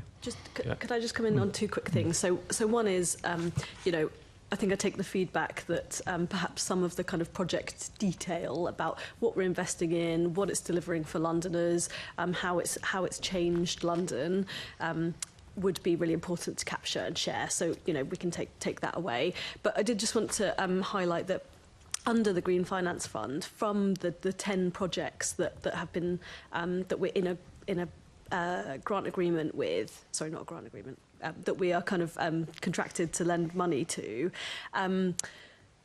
we are forecasting 32,000 tonnes of carbon savings. So I just wanted to kind of say something about the kind of outcomes that we're expecting from that. But Ken Roy might want to say more. Yes, certainly. I mean, there are probably two reports there, and you may have been sort of looking at the one that was produced by S&P, which is a review of the impact report itself, because the impact report itself does indeed actually set out the impact that's been achieved, that we expect to achieve, because that was the first year, and we did make it quite clear that the sort of anticipated impact in terms of greenhouse gas reduction, energy save, and energy generation, and so on, we've included some figures there, and those are forecast figures. However, it also set out in detail, highlighting some of the projects that we finance, such as the London Stadium, some of the projects that we do with TfL. And we've also included a section there setting out some of the wider social benefits linked to the climate. It's a climate map, it's called. So the main report itself does indeed have some of those information in there, but we do have a separate report that was done to actually assess the transparency of the information and data that's presented in that report. So that might read more like an audit report than an impact report. And just to say, the second impact report, we will definitely reflect those comments and the comments by Assembly Member Hall earlier. I think there is something about how we sort of package and sell this in a way that's a bit more accessible. So we will definitely take that on board and sort of bring that to life a bit more for you this time. And I think if you look at the projects, there's obviously clearly in terms of the CO2 reductions, it tends to be the sort of the key performance indicator of the project. But going back to the question I asked earlier about the social value and the points that were raised in the previous panel, and this one about the additional benefits, the wider benefits in terms of some of those other issues that people take incredibly seriously and importantly around job creation and wealth creation, equitable wealth creation across the city. Is that something we can factor into the project reports going forward as well? Yes. Yes, and indeed, as I said, I mean, in the actual report itself, Section 5 and 6 does talk about the type of projects, what they do, and Section 6 does talks about the impact of the projects. And I was going to say, in terms of obviously there's other strategic objectives that we have as the GLA, some of these points that I talked about earlier, how do we make sure that they are reflected in the way that this is funded and reported on? You mean the green fund? Yeah, so, well, I mean, obviously in terms of there's the environment strategy, the London plan, there's clearly in terms of the job strategy and so on. So how do we make sure that we're showing that they're actually ticking off boxes in other strategies at the same time? I mean, for us, the fundamental point of the Green Finance Fund is to aid, support projects that will deliver the 23 target. So, the 2030 target rather. So, certainly, that's a key bit. But where possible, we can certainly highlight where it's touching on other aspects of key priorities, and we try to do that, as I said, in Section 6, which shows the wider benefits that some of these projects are having. And I guess just finally, going back to the sort of value for money type question, really, I guess, is in terms of is one of the assessments as to whether you fund this or not, as to whether and obviously these are internally funded projects, but whether the organisation has looked at other funding sources prior to applying for this particular part. I mean, invariably, what we're seeing is sometimes it's a combination of financing. For example, projects will apply for PSDS, Public Sector Democratization Scheme, and that, as you may know, is only provide 50% of the costs for the scheme, for the total activity that the climate action that they wish to finance. And so it's a case where the Green Finance Fund would they'll apply to the Green Finance Fund to provide the additional 50%. So it's not only a case whereby, yes, there's some projects that are financed mainly by or almost exclusive by the Green Finance Fund, but it's a case whereby it's additional funding that's actually needed. Perhaps can come on that, Ken. It might be worth mentioning the rate that the loan rate that's charged out. So therefore, that discount provides the value for money, part of the value for money for the decision maker in terms of them coming to us and asking the GLA for financing rather than alternative funding sources. And that's the value that we're adding, and that's where the value for money comes into the person making a decision to approach us in the first place. Yeah, because and this was also part of the reason behind explaining how it works, because it's very much how can we find cheap finance from whatever source and make that available to the projects. So that's the key a key element or key benefit for sort of the Green Finance Fund. So far, we've managed to secure funding from the National World Fund. And we've then passed that benefit on to projects to ensure, to make them more viable and ensure that they're not delayed because of affordability issues. Great, thank you very much. Thanks. Assemblymember Hall. Thanks. If I can just pick up on this, Kenroy, I'd be thrilled if I could choose the terms of which I borrowed money. I'm sure they're happy about that. Have you had anybody renege on their debt, or in effect gone broke, or whatever else, or is everything working in a good way? It's all working in a good way. We haven't had anyone that's defaulted or not repaid. We're getting repayments on time and in accordance to the well, that's good news. And you put in proper KPIs, do you? And checks are made to make sure that they're doing what they say they're going to be doing? Absolutely. They report in terms of financials on a quarterly basis, and in terms of the KPIs, we expect them to report as soon as the actual infrastructure is completed, at least a year after. Okay, and where would Londoners, if they're interested, go to find out who's borrowed what money? It's all in the impact report. So the impact report sets out who is borrowed, how much, what sort of level of impact that we're expecting. So that's all in the impact and allocation report. Lovely. Okay, I should take a separate look at that. And it's published on the GLA website. Yeah, lovely. Thank you. Megan, I'm coming to you. The Green Finance Fund allocation and impact report indicates that £147 million, or 67% of the total allocated funding, went to ULEZ, which delivers air quality improvements. How does the GLA prioritise green finance funding between climate actions and air quality actions? So I might bring Kenroy in here if that's okay. Well, the Green Finance Fund, there are three categories that of projects that it finances, including clean transportation. And on the clean transportation, it finances activities that includes the reduction of emissions, and that's both greenhouse gases as well as pollution. So the ULEZ project actually, in that case, addressed both reduction in greenhouse gases as well as air quality, reduction in air pollution. So it was submitted and assessed in the same way that all other projects that comes to the Green Finance Fund was assessed and an award made in line with the process. So in fact, if you look at particularly the level of expected greenhouse gas emissions, it to my mind, looking across the portfolio of projects, it was certainly proportional in terms of the value of the award in financing to the sort of value of CO2 reduction that was expected. So you do think that the ULEZ was the best way to spend 2/3 of the total allocated funding?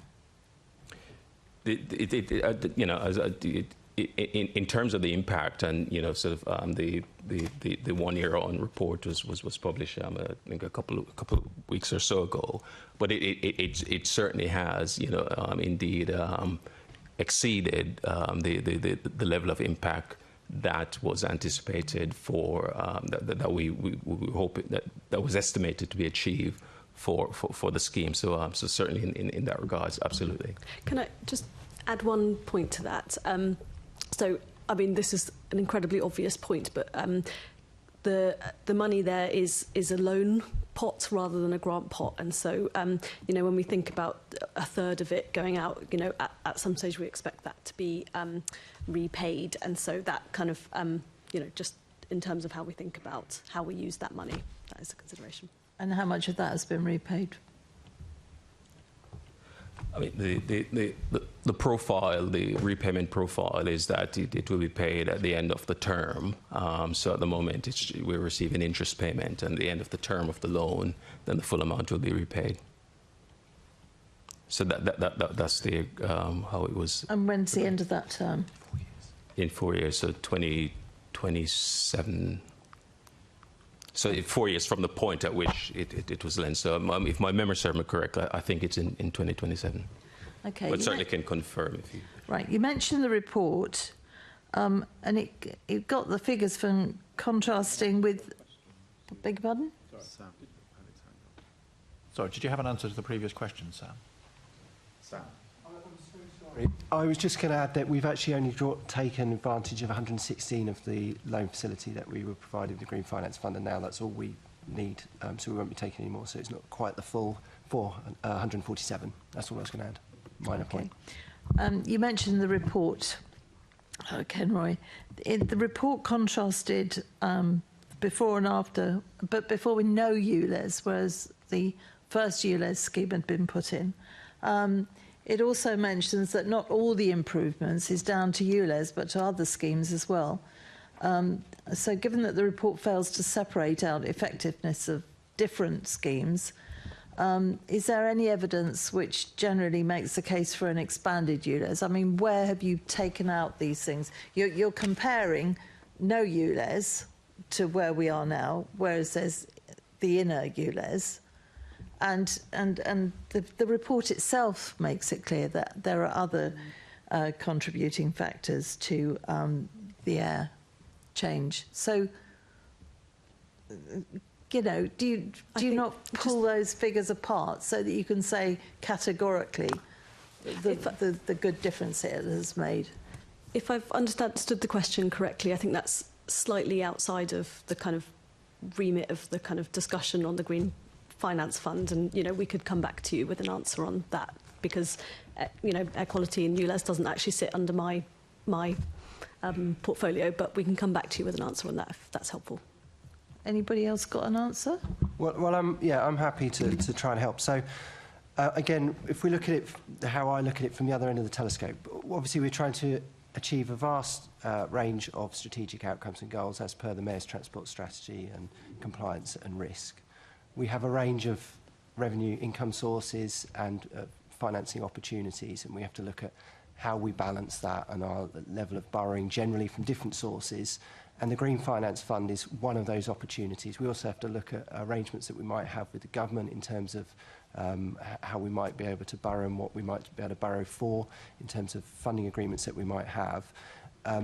Clearly, ULEZ met the test of the Green Finance Fund and was an impactful scheme, and therefore it was a good use of that fund, and was also affordable borrowing and was much cheaper than us borrowing it from the Public Loans and Works Board. Okay. Yeah.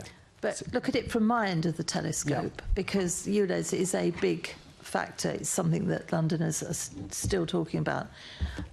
Ken Roy actually mentioned the report. The report is somewhat disingenuous because it takes, you know, it says, oh, thanks to ULEZ, the air quality is this much better. But actually, the report itself says that there are other contributing factors. So it's not just a case of ULEZ. It also takes the before figure before any ULEZ at all. So that's then not right, is it? Can I just check? Are you talking about the 1 year on report? Or are you talking about the impact report of the Green Finance Fund? I'm talking about the report that came out a couple of weeks ago. Oh, yeah, the 1 year on report, yeah. So and your concern is? My concern is that this is all, a lot of this is smoke and mirrors. We look at the paper and the paperwork that is completely tangled all over the place. We can't seem to get that. We can't sometimes get figures. We get reports coming out that are based on something that actually isn't correct and accepts that there are other impacts that will make a difference to air quality. It's all over the place. And the thing is, millions and millions and millions of pounds go into this whole sector. And the problem is, it is smoke and mirrors. And that's what upsets so many people, because there's some really good stuff you're doing. It's not being sold by you properly. You're ignoring a thing that says that Londoners put this at the bottom of their list. And I just think that some of it is somewhat disingenuous. So my position is that ULEZ has been transformational for reducing harmful emissions and transforming health. If you have specific questions with regards to that report, which I don't know in detail, you could put that to us and we will try and help you and answer those questions. I'm not able to go into detailed specifics on the points that you're making here. I'm sorry about that. Well, the questions can't be answered then, Chairman. Yet more questions. So I'll pass it back to you. I think, if I can understand the question, the 1 year on report, so the Green Finance Fund funded specifically the Outer London ULEZ expansion. The 1 year on report says, I think it's on, from memory, page 60, there's a section called Context. it says that what they've measured is the impact of the outer London expansion, but also the inner London expansion and the original central zone, and the impact of electric buses, and the impact of electric taxis, and the impact of the original Ken Livingstone low emission zone on commercial vehicles, and they've included all of that. So unless you assume that everything apart from the outer London ULEZ had zero impact, which I think would be bold, then how is the marginal benefit of the outer London ULEZ expansion being measured? Because that was the bit that you funded. Does that help you to? I think that's where we're coming from. We do understand the question you're putting to us. I think the problem is, without having the detail in front of us, we can't fully respond to your point or understand whether the point is valid or not. I think we need to take this away and look at it in detail this time. Okay. So I'm so sorry, we can't answer that. Understood. But you recognise the point, though. It's the marginal impact of the marginal project that has been funded by the fund. Yes, of course. But as I say, without having read the report in detail before this session, I don't know whether I can point to, and I don't have in front of me, the evidence of marginal impact, but I do know from, the work that we do on this, we do take account of various baselines, and we do try to look at the marginal increase in the impact of the scheme in making the case. But you're suggesting that there's room for improvement. I can't say whether that's true or not, but we will take it away, and if you could point to us in detail at the bit that you're concerned about, we'll come back to you in writing. Yeah, just to be clear, I think I'm not suggesting, I'm asking whether... So I know for a fact that that's what the one-year-on report does, because I read that. I suppose my question is, do you track something different which allows you to look at that marginal change? So perhaps that's, if you don't know off the top of your head, perhaps you could write to us with that. No, we don't track. I mean, specifically for the Green Finance Fund, we don't track anything different. We look at the evidence that we look at. We would look at what was presented in the one-year-on report. Okay. But you recognise that that's not the thing that was funded there. That's all this other stuff as well. I feel we've probably explored this, but... Sorry. I just wanted to say that I think obviously we acknowledge the impact that many things across London have to contribute to climate change. I think it's very difficult at different points to measure the incremental increase of any one single project, and I don't know even if that data is available. But obviously we would want to acknowledge the impact that other things have on improving. Not just we're a contributor, a big contributor towards that, but obviously more broadly there are other things that happen that contribute to that plan. Sure, but where that leaves us is you spent like 120 million quid on a project and you can't really tell if it had any impact or not. Yeah, we will come back on it. Okay. Thank you.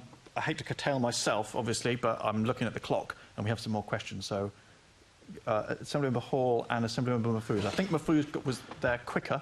Yep. So, Bassam, did you want to... Yeah, I really appreciate that, Chair. So I think if I'm quoting from the part of the report that I've got in front of me, so... Sorry, which report now? The one-year-on report, okay. in terms of the transformational ULEZ that was introduced and is making sure that, children, that next generation will grow up for the first time in London with clean air, and so I'm delighted to see that. But super quickly, so the figures that I was reporting in terms of the 15% benefit in places like Harrow have actually been off the back of the extension rather than the entirety of ULEZ. The entirety of ULEZ versus a no ULEZ situation was 35% in places, and in fact higher in places like Harrow, of 36%, I think, or 37 even. But actually, there are separate figures for both the since the year dot of ULEZ versus the expansion only, and the expansion only, which we are talking about here in terms of being funded in those three boroughs that I'm talking about, Ealing, Hillingdon, Harrow, were all 15% specifically. And it does say that is compared to a no London-wide ULEZ expansion scenario. So that is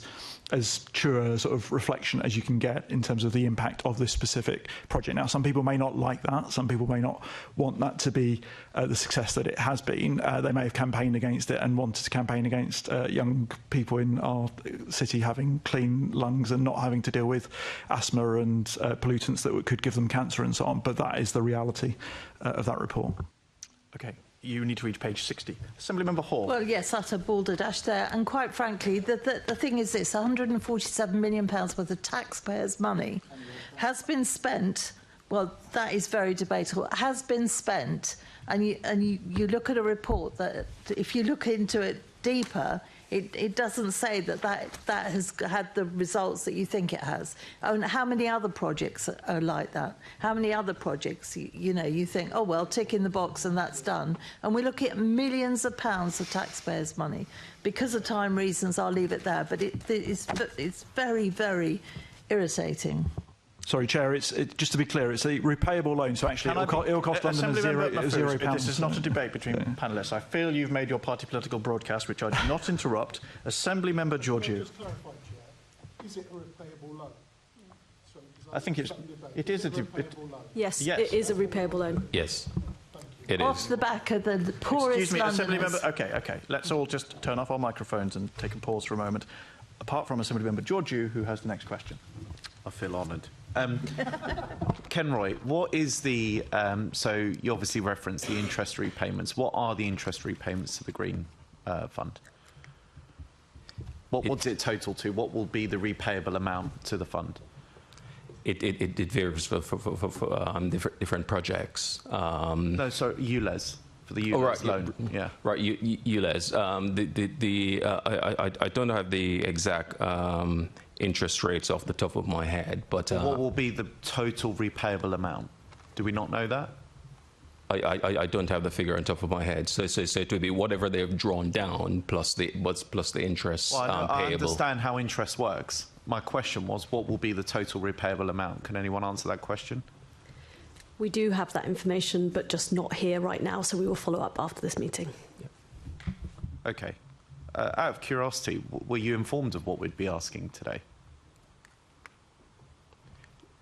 Just generally on the discussion on the Green Finance Fund, but not specific around total repayable on given projects. Right. So, Sam, just a brief one. Did you say you hadn't read the one-year report for the ULEZ impact? No, that's right. So my role is about primarily about environmentals, TfL's environmental performance as an organisation. That's the corporate environment element of it. So I do have a briefing on the top lines of ULEZ, but I haven't read it in detail because I cover a lot in my work. I don't just cover ULEZ and air quality and decarbonisation. I cover adaptation, green infrastructure, biodiversity, circular economy. I cover our environmental management system. You do a lot, Sam. There wasn't a question about your job title. No, I haven't had time to read. Okay, that's fine. Thank you. Faye, in my opinion, ULEZ has got nothing to do with air quality, and probably I don't believe people marking their own homeworks. I don't believe the one-year report, quite frankly. But with regard to, because it was about making money and gouging people that have non-compliant cars, so has it had a good return on investment, ULEZ? I haven't. In terms of the Green Finance Fund loan and repayment, we're expecting that money to be repaid or returned in according to the conditions of that loan. So other than that, I don't know that I can add much more to your question. So it will be returned in full with the interest repayments that we don't know as of this meeting right now. Right, okay. That's correct. Correct. Okay. Thank you so much. Okay, Assembly Member Polanski. Thank you very much, Chair. Kenroy, so the report notes that we expect an increase in projects outside the GLA to receive support. What work is happening to make sure that happens? Well, a number of things. We've increased the level of engagement that we have, particularly with local authorities, and we're starting to see, sort of bear fruits from that. If you look at the number of expression of interest that's been submitted, sort of high proportion at the moment work from local authorities, and in terms of the what's in the pipeline that we're expecting, and indeed to go to the credit committee which assesses and approves financing. The ones that are going to the immediate committee is actually those from local authorities. So we're starting to make certainly some inroads into other organisations, particularly local authorities, getting finance. And we've also recently supported the Museum of London as well. Sorry, I missed the last thing you said then. Museum of London. Museum of London, fantastic. Without sounding too obsessed with interim targets, just the conversation that we had earlier about setting a target that's far away, but having a plan to do that. Is there a plan? As in, do you know how much money you need by certain points before we need to start taking different action? Well, and again, I'd probably come back to the point about, you know, what the Green Finance Fund and how it works. It's really a case of here's the climate, the carbon budget, and where, you know, the GLA group, and indeed we're starting to work with local authorities as well for them to develop their own climate budgeting as well.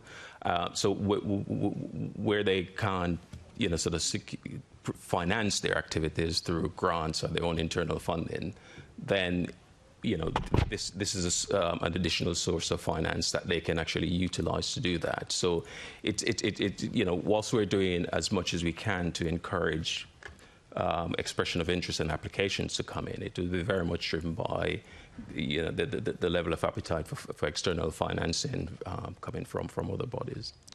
I was about to say it might be a question for Meg and Pete at this point. Meg.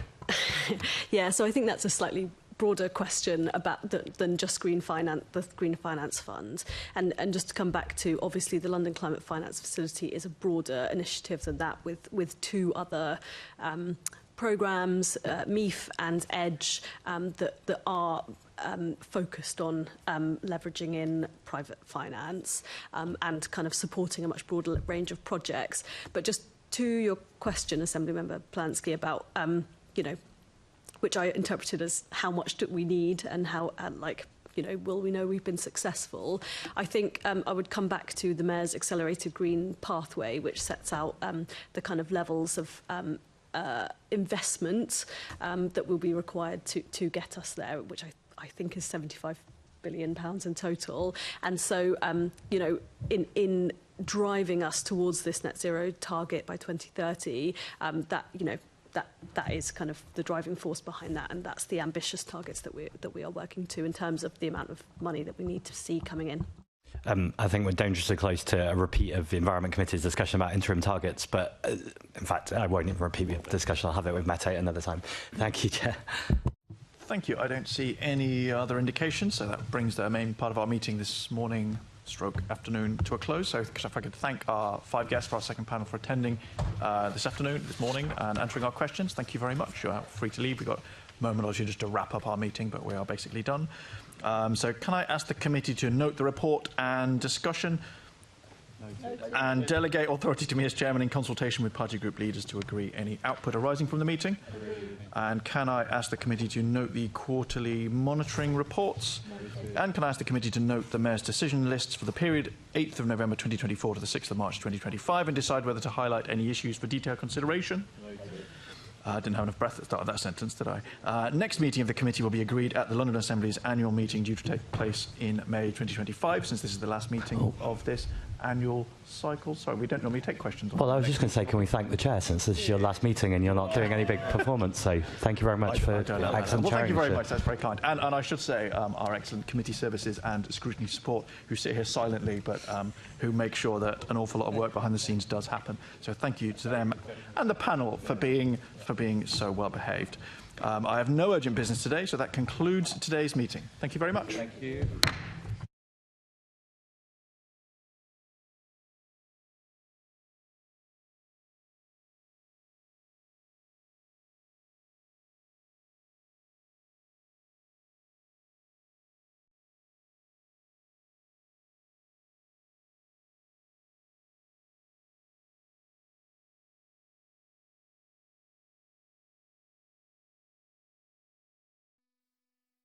This is the broadcast from City Hall, the home of the Greater London Authority. Please stand by.